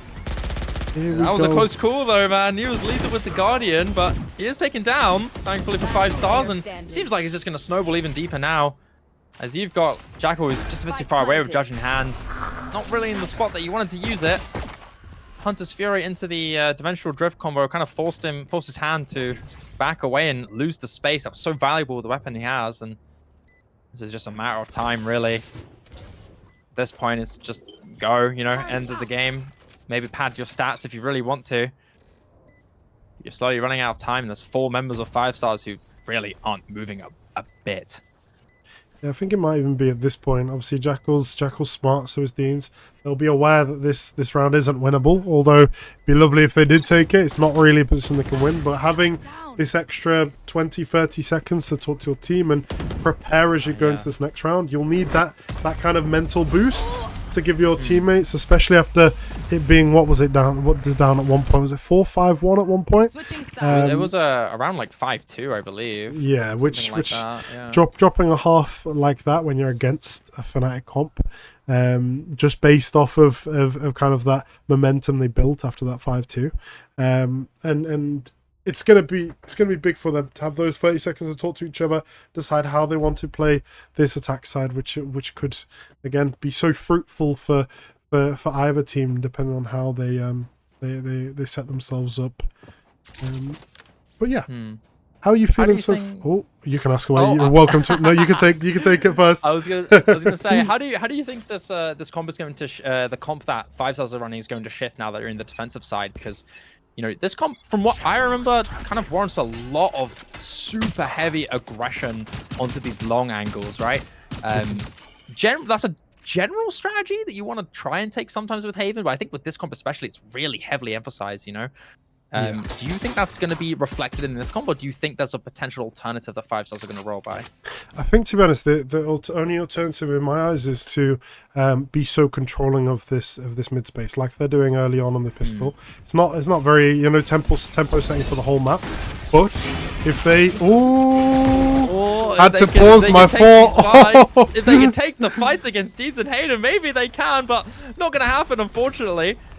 These two guys are quick on the draw, instantly taking them down as they step foot onto site. And that's just Whiplash in his own. Soon to be quickly disposed of, it seems, as he hasn't really got much choice here. That reveals him again. 1v1 there from Deans, taking a bit of a risk, but still got 3 more members left to go, and yeah, almost guaranteed to be around there for ALR. They're not going to give 5 stars that lead, still in their favor since the beginning of the match. Yeah, without a doubt, and funny timing how this all happened. It came just started happening so quickly about all these kills, but really well played from ALR as they make it 7-6. But as we were saying, the comp that I think that they're going to play it out as is more of a mid-heavy, and obviously, like you were saying about that long space towards C and A. I think the C is going to be insert heavy, is my guess, with the A being more baiting out utility and being able to properly fight. Because if they can get some early fights like that one, and using the talent that Resistant has just to win his fights and convert those 1v1s, if they can do that, they'll set themselves up with numbers advantage, and then they can play retake. The underratedness of how good this comp is for retaking is unbelievable. If we get the right util combos on default plan with the ISO, with the Solver, as well as the Yoru ults, Yoru flashes to take space at a very fast pace, again, it's perfect for retaking. So we could see a little bit of both. Obviously, this round is going to be quite a I don't know, like a big step up here. We're gonna see Jackal get one. Is he gonna go too far? Doesn't look like he is. He's makes the steps and flying that he uses in, but then just backs away. Yeah, he's not quite pushing his luck. He's happy to just get the one and leave. Looks like it is going to end towards a C hit for the attacker side of ALR here. How can 5 stars hold this out? They do get one with Whiplash. Taken down. Hayden, though, a really strong player throughout this event, managed to get one as well. Jackal wanted Disordered.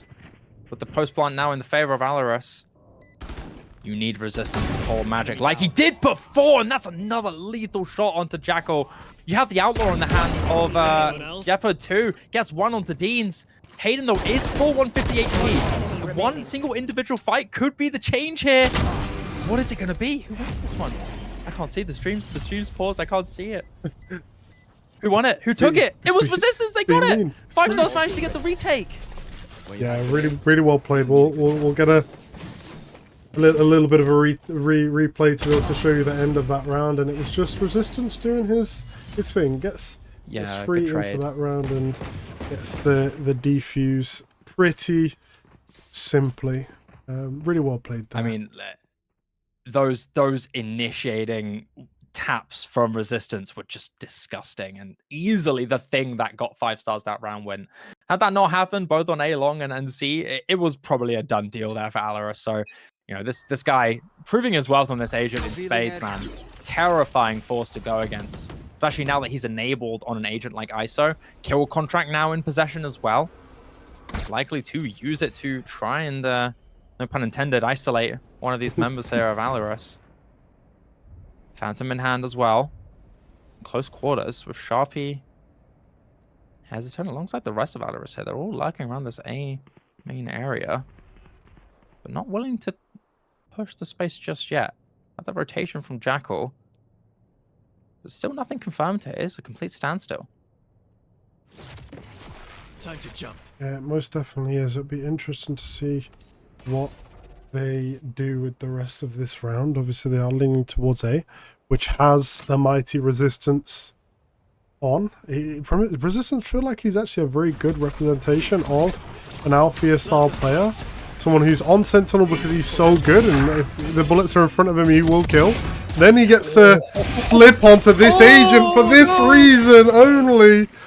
What? Me. Speak his name and he will appear, man. That is a great back-to-back 1-2 slay from Resistance there.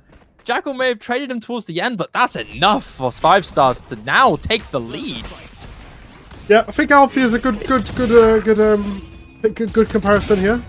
Just being able to just kill everyone. Yeah, like Alfie is just like you know, Resistance, but Turkish, you know, like there we go. Feels that way at this point. That's the difference. Get Resistance on Fnatic and you'll see no difference. Like, yeah, couldn't vouch much more. Alfie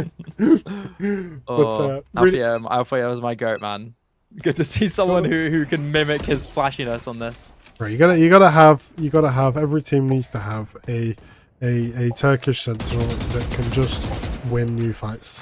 We've got it in Ray. We've got Walusha, our substitute player, and he's demonic.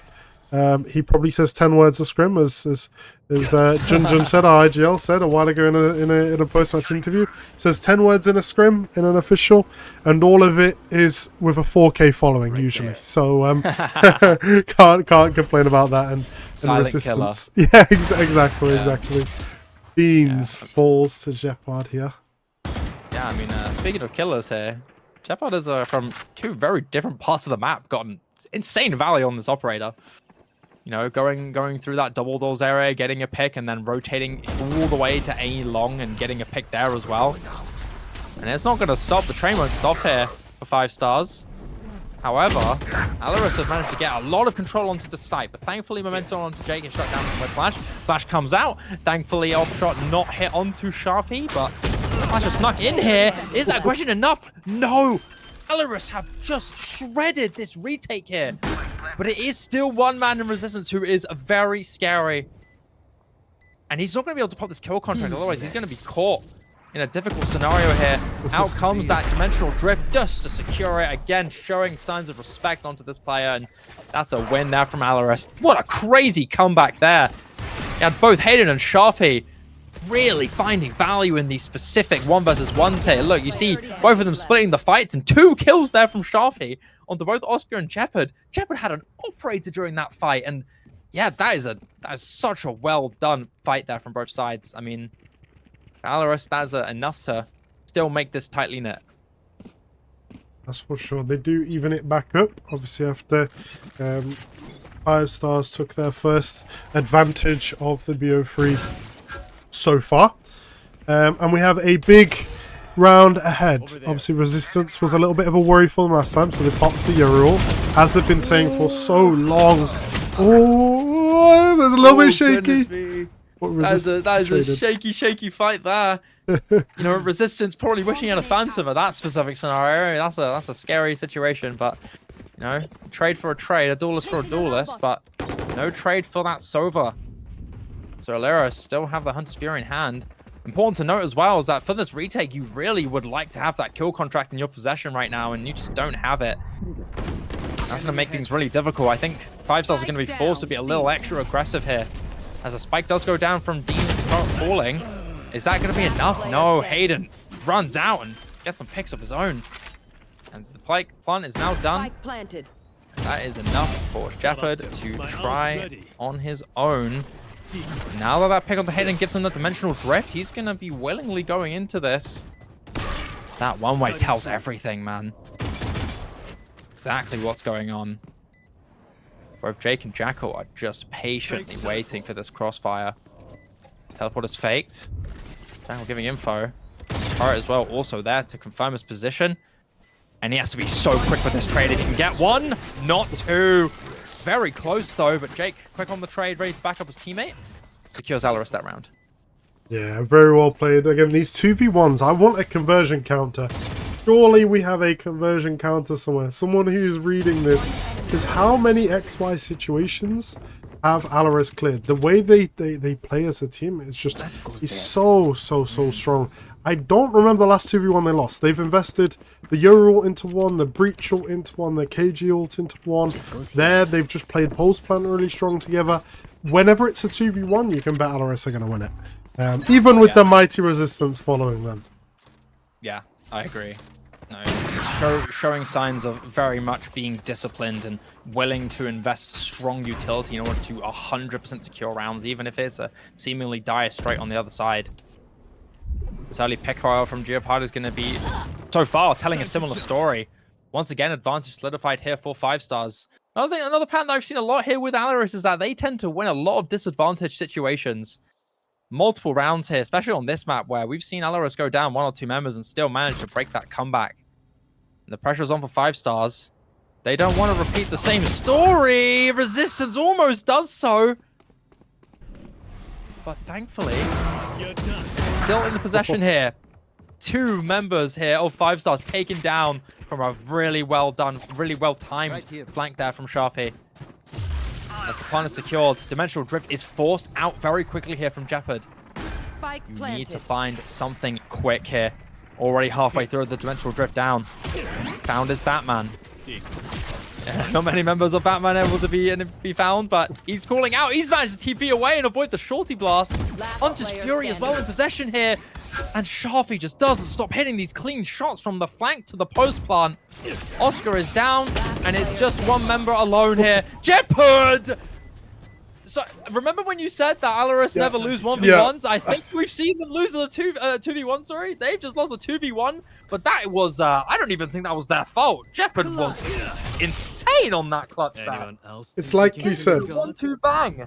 In that last clutch, the one before this in the 2v1, you said Resistance has got to get a crazy flick. That time, Jeopard needed a crazy flick, but this time he got it. And he gets both. Again, really well played. I mean, the previous rounds, you can see it was a little bit different for that time. They wanted to fight a little bit more than what they have done when Jackal's been alive. So I assume he's probably the difference maker in how they play those post plants. And that one falls. But you know, when you're probably 5, 6, 7 maybe up in the 2v1s, I don't think you'd be too worried about that one that doesn't quite go your way. Yeah. Still 9-9. This map is really neck and neck so far. With that fault line coming through, Disordered is stuck on his own here with a scoped weapon! Jeopard, no way! How on earth have you gotten that? Drake gets the trade, but it's enough for Whiplash to back him up, and suddenly it's a 4 versus 2 in favor of 5 stars through incredible collateral on the operator. Almost blind as well. Resistance on the opposite side of Long, able to cover Whiplash. It's enough. It's only a stinger on the hand of Deans. Nothing compared to the Vandal of Whiplash. That is a crazy, crazy aggressive play on the operator. Love to see it. Disordered was saved in incredible succession. Look at that. Almost gets Jackal too. But I think with that blind, just barely misses. Yeah, can't get much better than that. And exactly what they were hoping for. And they did buy into this round with the op. They'll be more than happy with that. And a big round conversion can set them up to go for a strong end to the half. Look at that though. Hayden 25 and 11 still, whilst the Resistance is 22 and 15. Yeah. Kill contract is immediately initiated here from Resistance, but it's on Sharpie. Player who's done very, very good in this series, and Resistance finally has lost a kill contract duel. And that's a big deal for Alaris. You see it, the ultimates immediately throw it out. The drone out as well. Clearings from Sharpie off the back of the site. Made aware of the position of 2 members there, maybe even a 3rd here. A Sharpie, he knows that Whiplash is going to be holding this. Almost knowing exactly where that lockdown is, and Whiplash is caught off guard. Disordered could be caught too, but that timing of the splash from Sharpie, enough to be taken down just in time here from Disordered. So now it's back to a 3 versus 3. Does reveal multiple members. Oscar is down. A trade from Jeopard with the shorty. How on earth is this going to turn out? You have so many ultimates of value here. Disorder needs to try and time these right, and it's in his favor. Hayden, sharpshooter, almost gets the clutch win, but it's not enough. Jeopard gets 3 kills and enough to win 5 stars the round. The lead is now 2 points ahead for what feels like the first time in this map. Except for the very beginning. I mean, it's been a long time since we've seen more than 2 points ahead on either side. Yeah, without a doubt. And this is only the first time that in this entire BO3 that 5 stars has took a 2-round lead, which is great for them. And they do force out this time. Is this the second one Am I mistaken in saying this is the second one, or is it 5 stars that have used both of theirs? I can't remember off the top of my head. I believe 5 stars used the timeout very early, Yeah. and I don't remember if they did a second one, but I do know that 5 stars did one. I don't remember LRS having a timeout, so I think this is their first one. Well, Might be wrong. Either way, good timeout to be had. Obviously, they're 11-9 down now. They're going to need a minute to get tactical, be smart, be aware of how they want to play out these next few rounds. This is a big 4-5 rounds for them. Obviously, they don't want to get it to OT. They want to win it. But if they have to get it to OT, then that's the route they have to take. 15 seconds left on the timeout. What do you think? If you're Deans, if you're Jackal, if you're Capri Sun, obviously their coach, what are you thinking when you're coming into this timeout? What words do you have to say to get your team across the line?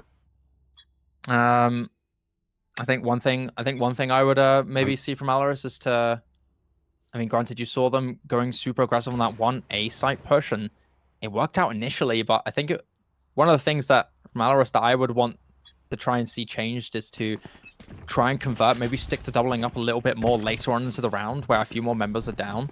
Stick together, maybe go for a 3-man collective push onto one arrow just to clear one by one to prevent any of those isolated picks that we've seen so many times here from 5 stars come through. With that being said, super hard aggression on the site again from Alaris. One thing that I did say I think would be good is to go for that super raw aggression, and it's paying off to a small degree at least here, but Resistance is, no pun intended, putting a lot of resistance on that push there. Managed to get a couple kills through. But this low economy here from Alaris is going to be forcing them to make some drastic measures like this Rolling Thunder, and Jeopard is going to punish emphatically here, and 5 stars cannot do anything about it. Map point here secured here for 5 stars. Yeah, really big round that's going to be coming up now. Like I said, like you were saying, that the way they wanted to play this post spawn out, Deans, was to get plenty of advantage or kind of value from the breach shot, but it just didn't happen. And then when they're in the situation where they've managed to only get one, they've got Yoru's got a shorty, so isn't scared of the close fights, and then obviously Omen Disordered being able to TP out. They don't quite get the value they were hoping for. But I think a big one that they'll be kind of focusing on now is they're down 12-9. They have to get to OT. How are they going to do it? What do they need to pull out to do that? They've got two ults, one in Sova, one in Omen, but are they going to be round changing? We'll have to find out. I think Resistance has, by far been the biggest thorn in the spines of Alaris right now. I feel like, you've got to do something to prevent this guy from getting the value that he's been so strongly getting. Maybe preventing him, maybe find a moment to back away when you hear the shield being popped, maybe rotate away from him, or do the opposite and just hard util dump him once you know our position is there. Jeopard as well on this operator has been really scary on top of the shorty with those close range positions. You've got two really strong shooters on opposite sides of the map. It's a bit scary to rotate into. You either go into Resistance, who's been really strong throughout this entire series, or you go into Jeopard, who's been really good on this map, and really scary with an operator in his hand who can just back away whenever he wants. The first half of that win condition for Alaris has worked out though. Resistance is down, and the prompting the rotation here from 5 stars. And Alaris, with this information given from Sharpie, might just be able to get a C site all for free. And Sharpie's angle might just be perfect, but Jeopard makes the read. And now out of nowhere, 30 seconds what's left. going to happen? Dimensional Drift popped here for Jake. Against Jake. He's going to be seen, spotted. Flash soon to be thrown out. Paranoia is out. Here's a full util dump coming through. Spike is down. Cover going out. How are Alaris going to handle this? Oh my god, Not Disordered. well, unfortunately. Look at the Disordered leg. with the perfect TP. And you also have the flank here from Jackal, though. Is that going to be bouncing back? Look, they know he's there, so they're just going to hide behind these boxes and try and isolate Jake, but they can't do it. Whiplash goes for the 1v1 and loses against Jackal. Disordered, though, can't get the stun through. And thankfully for Alaris, they're still alive in this map. Cover going. Yeah, a really big round. I think that's mostly due to that obviously the pick that Jake got on Resistance and then the relurk from Jackal. It looked like the round was faded again when Disordered got those 2 picks.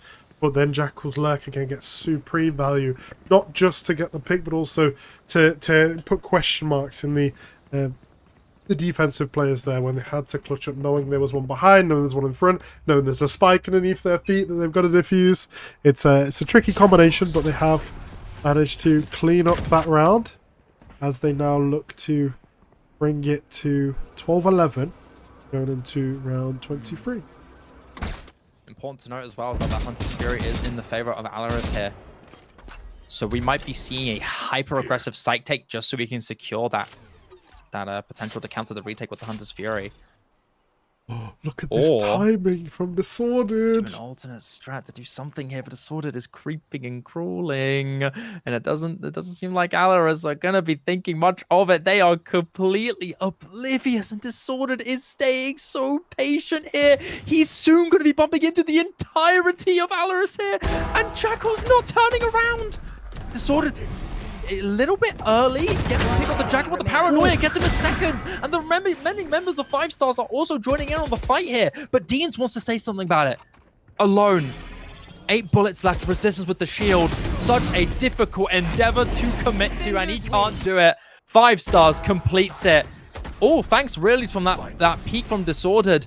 You couldn't really establish that dominance through that sewer area, and in turn, you just had the rest of 5 Stars rain down on the attackers of ALR, and Baked Deans being the last one to fall. Enough for 5 Stars to get that map.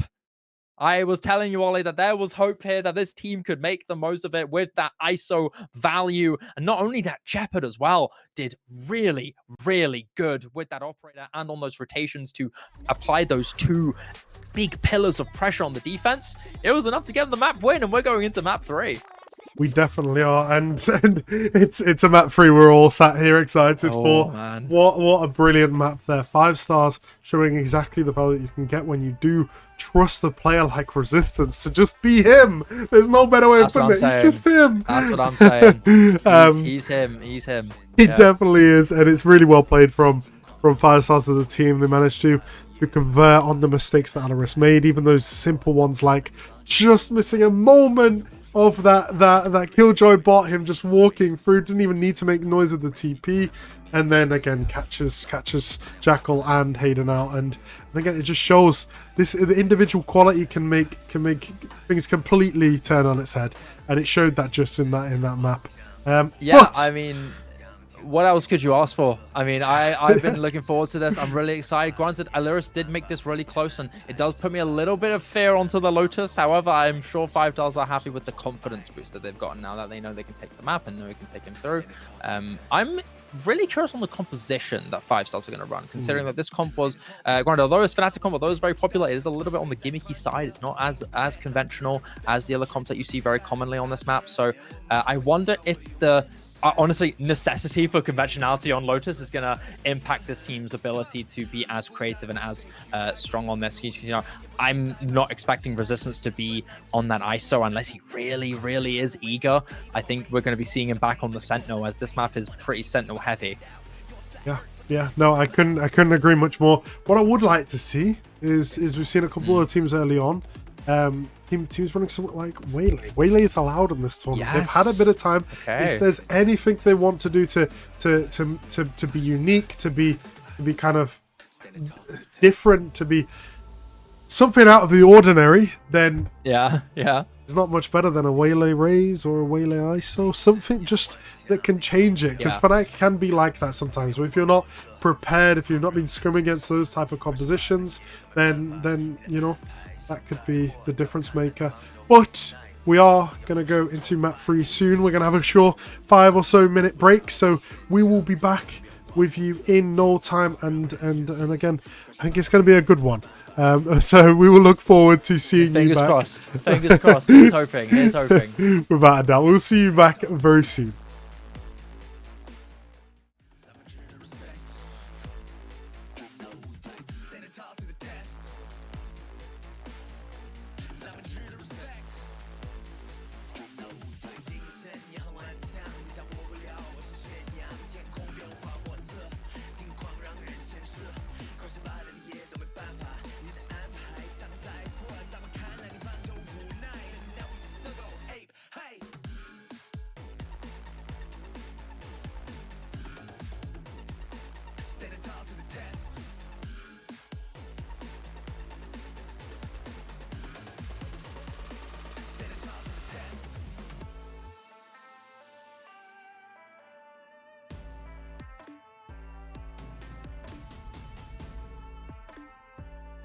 treated and respect. Standing tall through the test. Come closer. Tonight. Come closer. Tonight. Come closer. Tonight. Come closer.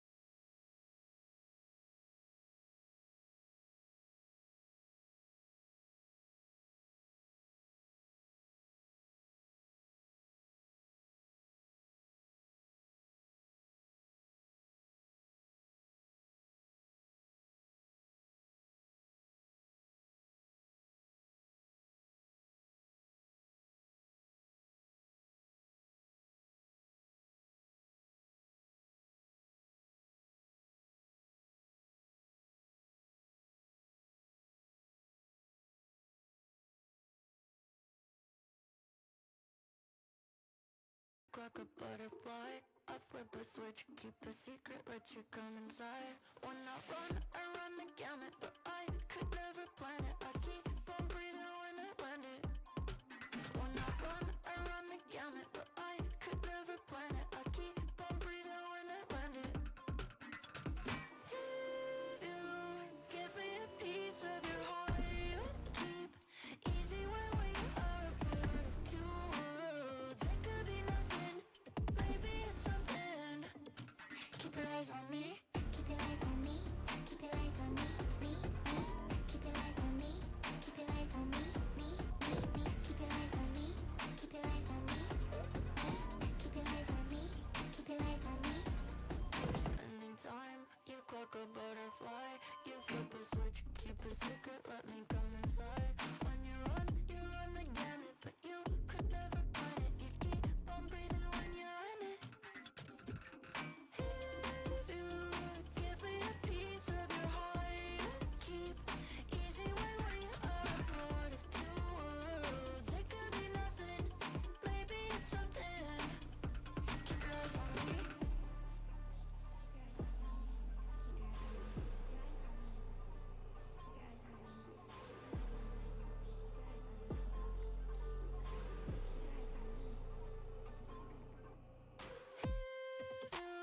Give me a piece of your heart, you keep easy when we are a part of two worlds.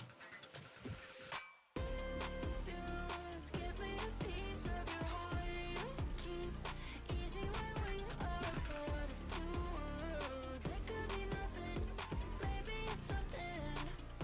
Keep your eyes on me. Keep your eyes on me. Keep your eyes on me. Me. Keep your eyes on me. Keep your eyes on me. Me. Keep your eyes on me. Keep your eyes on me. Me. Keep your eyes on me. Keep your eyes on me.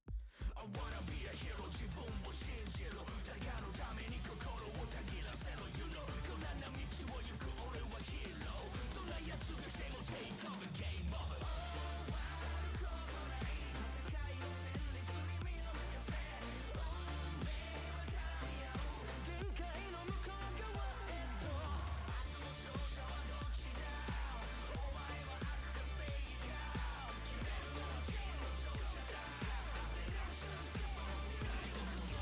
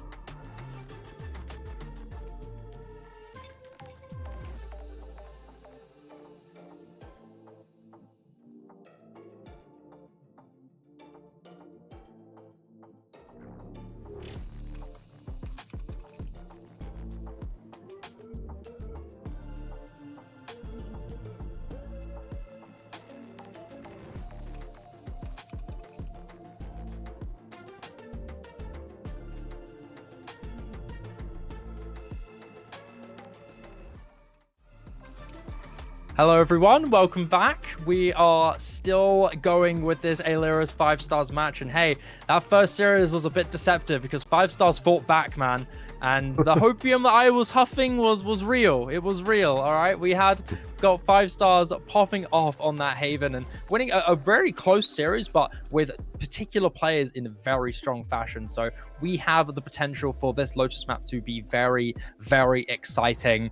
And Ole, what are your thoughts on this, man? Because I know we talked about it just off stream about potential questions with the comps and stuff like that. What do you think about this one? I have no idea. This is it's brain numbing. There's too many possibilities. Like I said, we're aware of the kind of the IGLs. I'm quite aware of how they like to call, how they like to play these types of maps. But we've got a player like Jackal and Deans on the IGL for ALR who will want to be consistent. They'll want to stick with what they know.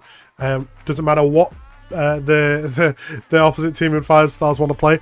But for 5 stars, they're starting on attack. They have Resistance, who's so ready to just change comps because he can. And it looks like they may just be doing that. They are going to go, by the looks of it, with a Cypher, Raze, Breach, Teo, and Omen. So this could be a fun one. It looks like he's probably quite aware of how he wants to call it, and then he's hoping that his players can just work with what he's got. But they have played this a couple times. They've played it obviously in Premier. They went through a little bit of a different comp in Premier, but they have played this map together. So it'll be interesting to see how they kind of decide to play this out. But it will definitely be the first time that I've seen these guys play this kind of this composition. I know they actually ran. I'm pretty sure Disordered. He played Premier and he ran a Reyna or something like that. So I'd be very interested to see how that goes. But it is the favoured comp that Resistance has kind of IGL'd quite a lot of obviously the Raze Cypher, Breach, Tail, Omen. Yeah, no, these comps unfortunately were not as maybe potentially gimmicky as we expected. These are very much the standard comps that we expected from both these teams. We had a few hopes that, Resistance with such a great game, maybe 5 stars would try and play around him with a slightly different comp where he can run the ISO potentially, but not going to happen. ALR are running their signature comp. No significant changes here. You're going to be seeing that signature Dean's Clove coming through with the double smoke alongside the Omen on Jake. Deadlock, Teo, and Raze for ALR here. 5 stars going with a very similar comp. The only differences here that we're seeing is that instead of the Cypher, we're seeing the Deadlock from ALR. Outside of that, you're also seeing taking away one of the smokes for that Breach. So much more aggressive initiator power here from 5 stars. But for ALR, it's a much more controlled, methodical type of team comp. So I'm excited to see how this one goes through. Defender side for ALR starting this through. Let's get into map 3 soon. We have a tech pause coming in through for just a brief moment, but yeah, even if the comps are not as crazy as we thought, I'm excited to see this still be really, really exciting. I couldn't agree anymore. It's going to be fun. It's going to be interesting. It's going to be unique. Again, we've got some players ready to do their best on this composition factor that we've got. Again, this will be a big one. It all depends on how the teams play out with these compositions, what they are going to do to kind of make it work, and then what they're going to do to win these rounds. That's a big one. Oh my goodness, how on earth is this suddenly happening so quickly? The close smoke coming through gives Deans a window to just pop the heads of 5 stars one by one in a blink of an eye. It's just one man for 5 stars in this pistol. Definitely not a bad start. What just happened? I have retrieved the spike. Oh no, he's going to get unloaded with weaponry now that he's grabbed the spike. But with the door not being pressed, there could be potential for him lurking around the other side, but it's not going to happen. There's going to be ALR to take the round. What on earth was that?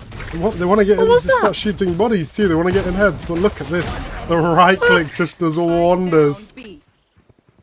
just crazy timings and crossfires with the timing of the smoke. I mean, honestly, I'm a little surprised to see 5-stars so willingly just walk out of that smoke. It was a very dodgy one. You know, you see it protruding out a little bit, able to give a little bit of cover for Deans if someone goes out on the opposite side. But yeah, unfortunately, that small team misplay from 5-stars is going to give a very dominant round here for ALR.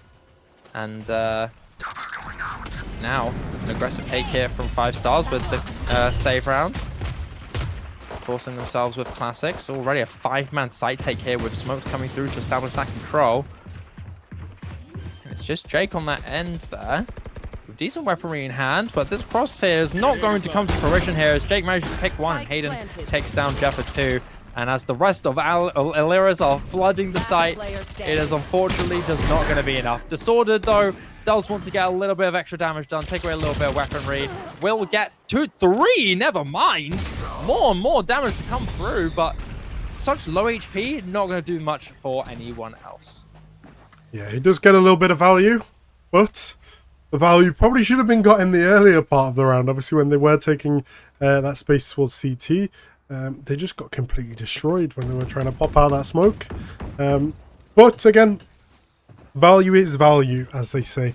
So to sort of getting those kills again puts him 1 off of his ultimate. He's the only one so far to get a kill on the side of 5-stars, but it is the joys of Lotus. So you know it could spin very quickly, as we all know, and this would be a good start to that. Lotus is a map that, although you're a little bit fearful on due to the fact that ALR have not only proven to be the stronger team on their own pick, but also frequently pick this Lotus comp, pick Lotus regularly in many tournaments, not just this one. Also, with recent experience on Premier, you have that extra chance to practice and refine your already well synergized strategies. However, 5-stars have really popped off in that last map, and really do seem to be a lot more confident than they were before. And like you said before, considering that they've had practice in Premier as well, also could give a shot for 5-stars to also be a stronger team on this map. But I have to be a little bit fearful. You need to still wait for something to come through. But unfortunately for Resistance, he's caught in a bit of a tough situation with the stun there, but he does get away with his life just barely. Doesn't give away that Vandal to ALR, but it is forced to slow down the momentum push here for 5-stars as they're going to start transitioning to drawing Resistance into this push here. That's for sure.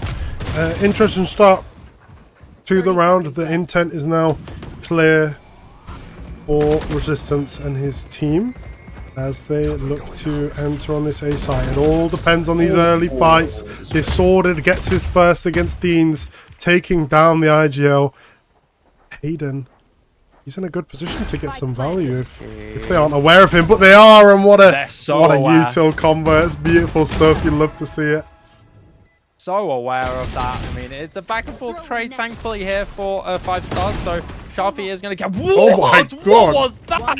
Jackal, hello? What? Okay, it wasn't a headshot, but still, that is a hospital flick if I've ever seen one.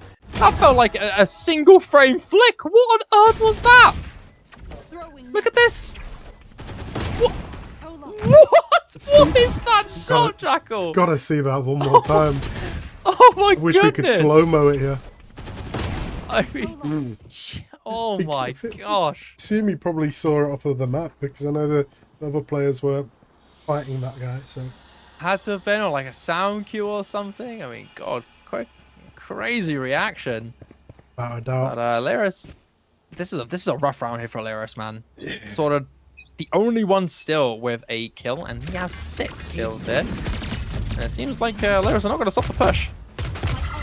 Yeah, I think you're having a little bit of a hard time if you're disordered there. Not because you're not playing well, but because you know your team aren't playing well. When you're playing as well as disordered has so far in terms of the individual fights, seeing your team not be able to convert any of them into a round or into a pick themselves is a bit of a hard one on the mental. Deans, although a valiant effort, gets to pick up the Jeopard and gets more of himself. The pick-me-off as well, giving him a little of extra health and movement to use that classic to the most of its value. Disordered wants to change it, but it very swiftly shut down by Jake. And Resistance in 1 versus 3 with a defuse already through. It's just really a matter of how much economy he can drop by, but players are not giving him any more space, and that's another round for Illyris. This is a rough start, and you see already the timeout is procced here from Disordered. Yeah, I think the timing of this is really, really important because 4-0 on some maps isn't quite that bad, you know? You can kind of come back from it, you can deal with it if the you get that first round, the momentum can swing your way. But on a map like Lotus, going 4-0 down on your attack side is not what you're looking for. And he's probably thinking Disordered now, let's let the coach talk. Let's all just shut up and find out what's going wrong. Because I can imagine for Disordered and his team, they're kind of playing this round, these rounds out, thinking, how are we just not converting? Because that's the important bit here. Obviously, as you can see, 9 kills between them, 7 of them being Disordered. You know, so there's clearly an issue with the converting these picks. So, you know, it's all about how the coach can kind of hype the team up, maybe give them a little bit of a boost, being like, okay, we're playing it well, we just need to use our hands a little bit. I think that could be the mental boost there.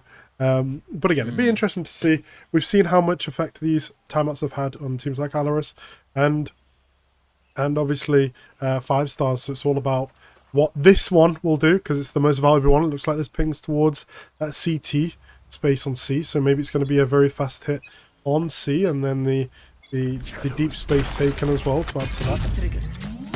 Yeah, I think the main call for 5 stars here is that you want to be a bit more proactive other than reactive. It seems like they're already taking that approach pretty swiftly here. They are going harsh into the C site. Jeopard, very much capable of making a lot of deadly space with a lot of bodies to drop on the side as well. Nade comes out, Spider Drone is out. Well, there's provocativeness here. You can see it's coming through. Look at this. The showstopper, though, comes through from Sharpie and shuts down that very strong push it completely. What on earth can you do if you're 5 stars? Such a well-coordinated attack shut down by the press of a button. How on earth can you salvage from that? I don't think you can. I really don't think you can. That's, like, we were talking about mental, kind of, again, just making sure they're just starting to warm their hands up and start shooting back, because the tactics isn't the only thing that isn't working. But when you do, when you kind of commit so well to the site tick, the plan of action is going well. They got the kind of the tail drone to knock the utility from Jake. They just didn't expect the Razor to be sat there waiting for them, and that all gets 3 players. Sharpie's walking around with, you know, with a little bit of a kick in his feet, and they move into a 5-0 lead, forcing 5 stars onto a really weird buy here, with bookies in hand. Yeah, Beautiful week this ago. is interesting.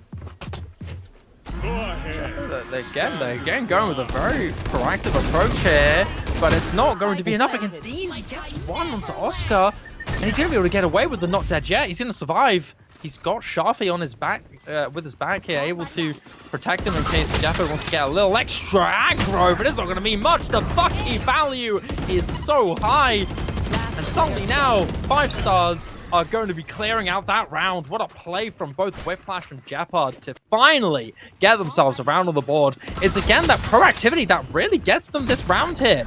Jeopard is willingly engaging onto these fights so aggressively without a care in the world, but still able to carefully not over-aggress and not take too much needless space that will get him killed. Yeah, I couldn't have said that much better myself. That's the exact point there. Maybe they played with a bit of a lack of fear in that round. They forced up. They had bookies in the hand of Jeopard. They had maybe a lack of space initially, but they just forced their way through. They said, "You shall not pass," when they're trying to hold that space towards CT on the C side of the map. And oh, it's so unfortunate. Resistance again getting no value on this lurk. You've got to feel for him.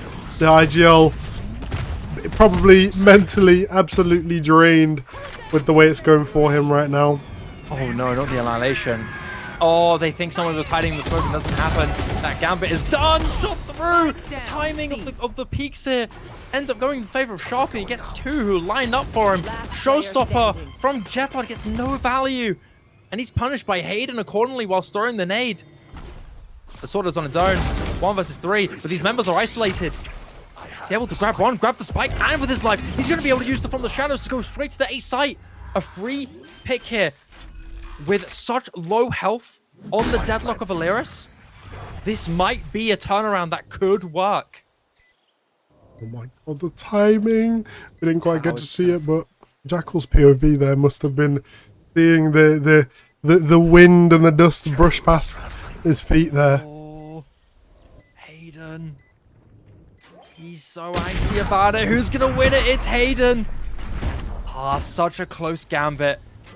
Disordered almost got it. Had the right intention of the peak, but unfortunately Hayden was far more prepared. Right angle, right crosshair placement, done. That's what, the 47th 2v1 post-plant that ALRS have won? I don't think they're too worried about these 2v1s anymore. They're so in sync. They're aware of what they should be holding, aware of kind of what the enemy team are going to want to do, the space that they have, the info they have, and it's just converting them so many rounds in this post-plant. But you've got to be feeling for Resistance. 1-5 currently, but it's not just the fact that he's 1-5 because Juicy Oscar's 1-7. It's the fact that no lurk has succeeded so far for Resistance, and it must be just mind-boggling, right? Having that back and forth, round after round. Yeah, I mean, ever since that successful C-take that they've managed to come through and get themselves points, 5-stars have not stopped running down this C area. It's prompting a very quick rotation now coming through here from Alaris, and Jake is the first victim of Jefford's Bucky once again. Hayden, though, very surgical, catches one, but with the showstopper next. Last time caught of many victims here. Sharpie does only get one, shut down by 2 kills from Oscar. And it's a 2 versus 2. Jackal and Dean's coming through this C main area. The grenade's going to be coming out. Disorder is going to be forced to be stuck in this area. He's going to be smoking and pulling it out. You can see the run coming through from Dean's, and he catches Disorder just before the stun. Oscar, can you take this round? Can you get it right? Gets 1, gets 2! 4 kills for Oscar, and a 1v2 clutch there for 5-stars. So, I think this is the second time in a row now, Ollie, where you've mentioned how good they are at winning 1v2s and a 2v1, sorry, and losing it the round after. Yeah. You've got a little bit of a caster curse on your tongue there, buddy. I most definitely do. They're hearing me and they're thinking, you know what, let's not give them too much of an ego, these casters. Let's make sure they're wrong half the time. But no, really well played by Juicy again. So what I was saying the round before was that it's much worse for Resistance to currently be 1-5 and then Juicy to be 1-7 like he was. That 4K, again, the ego boost brings Juicy Oscar right back into the game. Whilst on the other hand, this lurk has still not got any value. So it's rounds like these where the importance is shown. And look at that, caster curse again. Hopefully that is a setup for how the rest of this half can go. Oh, and the trigger discipline. No shot. You have to be kidding me, Dean. Almost playing with their own strategy, playing with their idea. They know they don't check those if you fire first, so you just wait in that tight little corner. It worked out. Still, though, the weaponry of 5-stars is still very potent. You have 2 members who are very sharp on the trigger. Can it work out? Yes, Jeopard gets 1. Forced to be stuck there with this grenade, with this net. You need to have value from Resistance to win these fights, and it works out. Beautiful team play there. Jeopard basically the bait and switch. But this judge play from Dean's almost ended the round and stopped it in its tracks. Spike down. Yeah, and we get to see the Resistance finishing off as well. It's really good job from the team there. They've converted exactly what I said. We caster cursed it for not just a second time, but a third time this map. And Resistance goes and gets 3. That type of boost is what he needs. Yeah, getting that first pick on the lurk, a round winning pick potentially because it was that Teo, who's done so much so far in these type of rounds. They're throwing out counterattack, but the wall blocks them, and Jeopard is completely alone. He just barely squishes the bubble. And now the rest of Aliris are retreating. They do not want this onslaught of util. The whole of A main is now taken in the possession of 5-stars.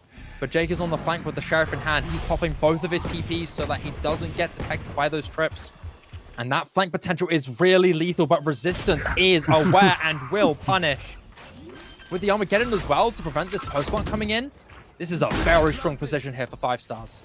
Yeah, There's more without a pushing doubt. coming through. Sorted resistance, more kills to come through, more bodies to drop. There is nothing here that Lyris can do. Hope for maybe some money to be broken down in the economy. The bank to take a little bit of a dent, but only one from Hayden is going to be the one to drop here. Disorder with 3 to end the round here. 5 stars are bringing a comeback. Yeah, what a comeback it is. Again, similar to what they did on that last map. They kind of have started to just hit the nail on the head. They've started to adapt. They've started to again read the ALR strat book much stronger, much better. And it's winning them rounds. Like I said, as soon as Resistance has turned up and he started taking control of the lurk and getting these fights, winning these 1v1s, and then obviously controlling the flank properly, being so aware of the what could happen. And again, it started converting them rounds. 2 rounds back to back there where he's had insane value and potentially saving them around and winning them the 2v2, and then obviously the flank control there. Again, it's just beautiful Valorant, really well played. As they force a timeout for ALR. Yeah, I think Lyris now at this point are kind of realizing like, hey, this C site needs some help, bro. We need to try and find some alternative way to have a little bit of an extra layer of protection on that C site area. And I think on top of that, you might also be wanting to be a bit more passive, because 5 stars, initially they were trying to just slowly get that guaranteed automatic essence of space. Yeah, I love the zoom in on the Fnatic Classic there. Showed the best org. Thank you very much. Anyway, sorry. add to that the proactivity that 5 stars have been throwing out. Right, they've been really lethal in their pursuit of the sites that they're going for. That proactivity pep talk on that timeout has put in so much help into this team. And now Lyris are alternating their strategy now. You can see a very rapid rotation coming through, as that C push is only going to be a matter of time until they hard push it. Smokes are coming through. You have the Armageddon in possession of both sides from the shadows there. Not dead yet. An important note here onto Dean. Also really important. Out comes the push here. Jeopard, any first bloods to be dropped? No. Lyris are backing out the site. They're going to be committing to a heavy retake. Yeah, it looks like it's going to be a good one again. A huge important position here. Resistance gets his value again, and you can't help but feel bad, as it looks like this could be a big round, and Disordered falls. Oh, what has happened? It's all up to Resistance. That Armageddon was made to flush them out so that 5 stars can just continue to hold that pressure. They're forced to run out into vulnerable positions, but it's not going to mean anything unless Resistance makes some magic happen. But he just barely misses it out. But that retake from Lyris was just insanity. Out of nowhere, the whole 5 stars are just wiped to oblivion. That Armageddon was made to be the threat, but it ended up being the thing that got them killed. Yeah, I can't put into words how you're probably feeling if you're Resistance there. Again, not to be the only one on the team, but in those moments you're thinking, I've done my job, I've wrapped the back over, and it's just crumbled in the matter of seconds. And again, the individual quality doing work there for ALR as they just gun their way through to a really big round to kill the momentum and put them on 7 rounds. Oh, Resistance keeps the train going as well. Very rapid pick there onto Jackal. Armageddon in the hands of Hayden. A lot of ultimates, in fact, here for Lyris. Jeopard does dodge the scan, but it's definitely notified. The flash comes out. What is this aggression coming through from Oscar? Taking matters into his own hands like a one-man army. This guy's John Wick with the flashes. And 5 stars are making the most of it. They want this to continue going, and the Not Dead Jet from Deans just walks into a whiplash barrel to his head and gone. Whiplash, man, he is gone, and that in turn is done here for 5 stars. It is a 5th round coming through. 5 rounds for 5 stars. They've pulled a brilliant recovery. Yeah, they have done just that. Again, some of these rounds have been a little bit sloppy. They've got there because they've managed to fight their way through, but that's what they needed, right? They need these 5 rounds. They're gonna look to kind of convert those 5 rounds into a half win. The only way they're gonna do that is if they have momentum. So having that last round was really important for them, and hopefully if they can kind of convert this pistol and potentially build up a little bit of economy, they can then go into a really tight second half. But you've got to feel on this attack side for ALR, they have been quite strong in their post plants. They've been aware of how they've wanted to play every round. They've got a strategy, a game plan. So you've got to feel for Resistance and his team in 5 stars as they look to bring these rounds back. Exchange of information. No value coming through in terms of any members dropping. The numbers are still 5-5. Cover going out. But now, finally, some space is going to be established here for ALR. Scan is through, though. He's forced to take the 1v1 against Resistance, but just barely lives with his life. Resistance, though, taking the brunt of the damage. He's forced to back away to wait for his team to rotate for that retake. Resistance still eager to go into the fight. Just barely dodges that headshot. Batista's going to take the pick himself. Gets dinked, but doesn't die. Picking up is also there to give him a little bit of healing. But it is a trade back and forth. It is a bloodbath here, but it seems to be all in the favor of ALR as the rest are cleared out. The remaining members are all covered in red. As ALR win that pistol round and take the 8th round. Yeah, really big round there, setting the tempo into this second half. But the way they're just fighting, they're just so happy to sit on their side. They're happy to get that spike down, and they're more than happy to win duels, and they do just that in a really important round. You can't help but notice how well ALR are when they're on the same page. When they are on the same page, they can just play their game, they can run their game plan, and there's just not much that the 5 stars can do to battle it out, which is a hard one for them because there's only so much you can do to win a round. But checking this corner is one of them. He gets one and he's traded straight back out, and ALR take the number advantage. Ruthless aggression there from Sharpie, but Resistance was there to punish accordingly, although unfortunately not able to get more than one. Still a kill, that's a little helpful, but now that Deans has managed to take a little extra space, takes down Whiplash and backs away. Spike is down. It's only really a matter of time for ALR. Jeopard has no weapon to speak of. And really, it's just going to be a slow burn. Maybe a little bit of prayers coming through for Jeopard. If you want to try and get a bit of a kill, Jackal is on the back of the site with the Spectre in hand, ready to punish anybody. Stun is out. Aggression is prompted. He's there. Jackal has been caught out. So low health, but that angle is not available for him now. He cannot peek that. Otherwise, he walks into the crossfire, but Oscar does manage to finally take him down. And with that, he's done. He might try and nibble and steal a little bit of a gun, maybe, but outside of that, he's done for. Probably just going to fall to the spike. Hope for spam, to no value, no joy, as the 9th round is secured here for ALR. Yeah, really well played there. Again, they played the advantage strong. They didn't give up too many guns, and they go into this round with a good set of guns. They've taken 3 Bulldogs and a Vandal. They're going to buy in with a Sheriff, by the looks of it, potentially for Jackal. Again, they'll be more than happy with this. These type of rounds are possible to convert. I'm a little bit sad to not see somebody on an Outlaw, because you know the value that Jake had on that first map with the Outlaw. But yeah, plenty to go in this half as we sit 9-5. You're actually right. I'm actually, now that you've mentioned it, like I kind of agree with you actually. I was surprised to not see an Outlaw, especially in a map like this. You have a lot of long angles that you can abuse with the Outlaw on. Look at the shield. That could be the case here. Yeah, especially. 4 players with half shield on the side of 5 stars. Pressure is really high. This is a single elimination tournament. And these guys are very capable of pushing far in this one. But so far, some very strong trades of damage here, especially in favor of 5 stars. Cover going out. You've got a very low Teho over there, taking so much damage. That prompts a rotation here for ALR. 5 stars, stay patient.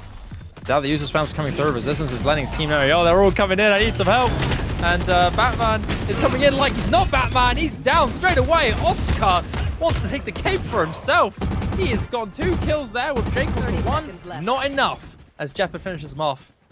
4 versus 2 in favor of 5 stars, and that rotation is very rapidly called here for ALR. They're going to try and sneak in just before they can bump into the Omen here, but it's not going to happen. I don't think so. Disordered is ready. Hayden's not going to make it in time. There's only 12 seconds left. Deans is trying to take the space needed. There's only 7 seconds. The paranoia almost perfectly lined up there. Could have been enough, but thankfully, it doesn't really matter. The round is still secured here for 5 stars. So thankfully, they are able to convert. But they have taken a little bit of a cost. A lot of shields taken down here from the Teho. A couple guns taken away as well. Thankfully, though, Whiplash survives and keeps that Vandal. He most definitely does. Plenty to do, though, in this next round with the slightly weak buy. They are going to be able to take all 5 Vandals in, but a couple of half shields. And plenty of shield on the side of Alaris as they take 4 full buy weapons, and the Bulldog saved into the next. Very proactive trap there from Resistance. Uses counter-attack to run that early util spam. And it does seem like Alaris are not going to be stopping the train. They're still planning on fully hard engaging onto this C site. But that stun into the Aftershock is going to slow them down tremendously. Look at this. Very rapid rotation prompted. A little bit of spam to buy back. And it does lead to a spam kill here from Sharpie onto Resistance. And that's a big one taken down. That Cypher utility is gone now. And suddenly that C-site's looking a lot more appetizing here for Alaris.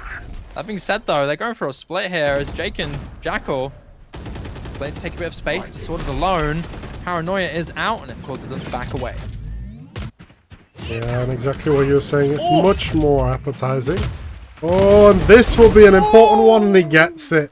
Big kill there from Batman to put it into a 3v3 now with Dean falling to Whiplash. Again, this is gonna be really important next round or so, or next 20 seconds or so, on the sheer basis of they have no space allies. And 5 stars have got so little space to clear. Now they're probably more than aware of the 3-man hold in main. Paranoia does not tag. Does not tag the Omen either. Sorted. He's going to be able to get some taps. Does get taken down by Jackal, but Jake trying to lurk in there, gets shot as well. It's all about the 1v1 mechanics here. Who's going to win the fight? Jeopard onto Jack and to Hayden is going to give Whiplash the free defuse. 5 stars are building it back round by round. Yeah, that's not a bad show of mechanical skill there, is it? As we were talking about it, really it looked so hard for him to win this out here, but the peaks just fall in his favor, and he just so precise, man. So cleans up shop. Really well played there from Jeopard to keep the round in the favor of 5 stars, as it's now 9-7 with the 17th round coming up. Yeah, economy super low here for Alaris. It seems like they're going for a hyper aggressive take here, but I think they're just waiting on that utility to be popped and then just suddenly lob a metric ton of util. Are they aware of Jeopard's showstopper? This might be a ton of damage. He only gets 1 though. He's immediately taken down by Jackal. Vanav's in his possession, and Jake punishes Oscar. And suddenly he's been flipped back. Alaris have some weaponry in their hand, and they might be able to take something down. Are they ready for Disordered though? The flank is there, and Deans has spotted him. And so he's forced to be a lot more proactive here. He's got to get to them. Before they get to him. Soon to be a double peek, waiting for the flank here from Deans. He has to try and commit to something. He gets 1, but not anymore. As there's a 2 versus 3 here. Whiplash makes it even, but takes a lot. Where Resistance takes a lot of damage here. Deans makes this a 2 versus 1 in his team's favor. The Not Dead Yet as well is available. And look at this. You can see Jackal's already pre-placed his util, ready to punish Resistance. How is he going to tackle this? 30 seconds left. Spike planted. Slowly creeping. Resistance, 30 HP. Here's the sound sensor. He really is hesitant on pulling the trigger here. Waiting on the right time. Oh, very quick. Prompting, pre-aiming his reactions here, but that grav nap perfectly placed. Enough for Deans to take him down. That's a 10th round for Aliris to shut down that momentum. But still very promising here from 5 stars. It has been a tug of war in these last few rounds. Yeah, couldn't agree anymore. Tug of war has been a very good way to put it. Obviously, it is the 10th round on the board for ALR, so they'll be feeling confident. All they need to really do is keep converting these odd rounds, even if, even if 5 stars seem to get a big round and they kind of fall back a round or so. It's fine for them currently because they do have that extra advantage. And it is, oh wow, this is what we were saying. What did we say? We said Jake needs to use the outlaw more often. And there it is. Jake, that to tell you, man, you got something with that. You got something with that gun, man. That's a special bond I don't see very often. Goodness me. And look at this. Flash comes out. Sharpie dodges it so well. Gets one. Jefford quick on the draw to get the next kill, but so much damage already done. Such a low economy here for 5 stars. This might be 11 here for Aliris. Jefford, however, has a Phantom in hand.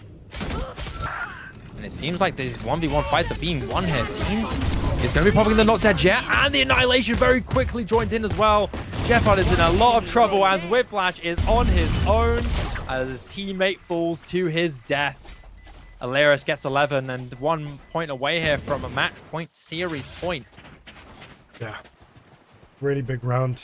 Really big round, that one. It's set them up now to kind of feel a little bit more comfortable. ALR obviously getting those 2 back-to-back on this attack side. They'll be more than happy with that. And the way they've done it as well so convincingly will be a bit of a boost for them, trying to finish off 5 stars. Disordered currently on the top of the leaderboard for 5 stars, whilst Deans is bossing the show. Like I said, remember on that pre-talk I said, when Deans is on that clove, he's a different man. And he's doing just that.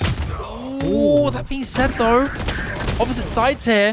It's a back and forth trade here, but it's in the favor of 5 stars. Easily. The Armageddon's been taken away. Deans, however, changed that entirely. Rolling Thunder is gone and Jeffard is testing his luck a little bit, but just barely misses the shot on the operator. And it's up to the dynamic duo of 5 stars to keep their team alive. Conceding match point, series point is a tough scenario. Spike planted. This round needs to be won here for 5 stars. Plant is down. Net secure the information. Jackal wants to go in the aggressive, but he's really low. He's not going to be taking those peaked fights. He's only going to be going under the protection of the smoke. Nade is out to try and flush out anyone who's close by. But this time stalling is excellent here from 5 stars. From Aliris, sorry. Jeffard just can't do anything with this operator. Can't do much with the neural theft either. Jackal is spotted. He knows he's there. But this off angle from Deans is so valuable. And Jeffard has to flee and just save this operator. Aliris are hunting. Is this going to be saved in time? Surely, right? No, it's gone. And that might just be the last hope of 5 stars gone out of the water. I just want to point out this Omen ult here. I don't know if you noticed it. That Omen ult completely unnoticed by ALR, or by 5 stars, sorry. And it ends up setting up the round and completely baiting two important kills. I wanted to get that on the replay because that's very underrated play, being able to kind of just take so much space, give your team so much confidence to be able to fight because they know they've got to get out of jail free card straight behind the back of the players, which is a huge play from Jake. Really good to set up the team to go into this next round. 12-7 now. Match point, series point, quarter-final spot could be secured from this one round for ALR. Will they take it? Although economically 5 stars are in a bit of a struggle right now, ultimate-wise, they're in a really good position. They have to try and take away some of this weaponry from Aliris. All they have is the Armageddon in their possession. A very strong ultimate, but they got the Armageddon of their own, and they also have a Rolling Thunder from the shadows for a flank and a Neural Theft for late into the round. They need that information more than ever. Now that's spam of utility. This lurk hit from Sharpie is so valuable here. Jeopard needs to win this fight, and he does. Vandal intact here. Huge value. As now he's got a teammate to back him up. Oscar joining him, holding those cross angles as Deans is on the flank alongside the rest of his team onto B. Armageddon in the hands of Whiplash. They just know it's here. And the Rolling Thunder joined in as well. Is there going to be enough? It's not. It's missed entirely. But Jeopard is still pushing. Oscar joins in too. It seems like ALR are in a lot of trouble here, and they are gone. 5 stars are not done just yet. What the hell happened there? It felt so perfect for 5 stars, and then ALR managed to survive. Jackal fell, and then look at these trades. It looked like it was so set then for ALR to put it back in the favor, and it doesn't. What an interesting flicker around that was there, as we see the ults coming in to do real damage for the side of 5 stars and to secure them an 8th round. Yeah, no, it's really important that every round is secured. At this point, when you're 5 stars, you really can't afford to willingly risk not using something with the hopes that it can be used later. Yeah. Once you know you can use it, you got to go all out. You've got no choice. Yeah, the ult you miss out on it and you're out. Yeah, the ult rotation is pretty much got to be, if it's going to win you a round, you have to use it. Doesn't matter if you've got 5 more rounds to win. And that's the important bit there. I really like, by the way, that util combo, the raised nades and the kind of I forgot what the deadlock util is, the grab net. That combo is just so strong. Yeah, good attempt there. Well done. No Joy locked in. They're taking a lot of control to the site, but disordered. Right angle at the right time. Deans is down, but Hayden still wants to fight back. Hayden just so nonchalantly just walks into the back site and kills 2 and then just runs back away. How on earth can you be so relaxed, man? Incredible. Out comes the Armageddon, locking down so much area, giving them so much info, but the neural theft is also there. Gives them a little bit of info themselves. Trades back and forth. Hayden with a 3rd. It's a 3 versus 2, but now it's 1 with just the showstopper to close it out. Jeopard goes out with a bang, and ALR advance. Wow, what a game we have just had at hand. And ALR, as you say, advance. They are one of your first quarter-finalists. And in the Reyna's Resurrection, what a game that was. I don't think there's much more to say other than the fact it was just perfect. Everything just worked. The game just seemed unlosable for them in that last map, and it's really, really good to see. Very well played from both teams. And couldn't be any better to watch it and commentate it with obviously yourself, Sheba, and obviously thank you. Penguin on the Observer as well. Did an amazing job as always. So yeah, thank you very, very much. Have you got any final words to give the people? It's a pleasure to be on. I had a really good time. It was a great first match to get started. I mean, look, this is the first streamed match of the tournament, and I mean, hey, listen, if this was crazy good, just wait until the future where you got more matches with even higher stakes, where teams are even more desperate to win higher and higher in this event. Trust me, it's going to get even better. So stick around, stay tuned. All right, it's going to be really good. Yeah, that's for sure. And obviously on Friday we will have another game at 6 p.m. GMT. That will be the semi-final. I might actually be able to have a little bit of a gander and see if we actually know who will be in that game yet. Don't believe early info. So see and get a little bit cheeky. Doesn't look like we've got anybody confirmed for it yet. Let me see what I can pull up on here. Obviously, we'll be streaming match 25. So we know one of the teams. So one of the teams will be Boars VLR. We will then find out who they will be facing when Ray take on Project Swede tomorrow. That'll be at 6 p.m. GMT. Won't be on stream, but I know the Ray Sports channel will be streaming that. But whoever wins that game will then face Boars VLR, who will then be on stream for us on Friday. So that'll be an interesting one, the first quarterfinal before the semi-finals and grand finals this weekend. It's going to be a craziness. We're going to hopefully see plenty more of you, Sheba. I hope so, yeah. And yeah, we will see how it goes. It's going to be a fun one. Thank you all very much for watching. We hope you have had an amazing time like we have. And we will see you on Friday for the next one. GG's. GG's.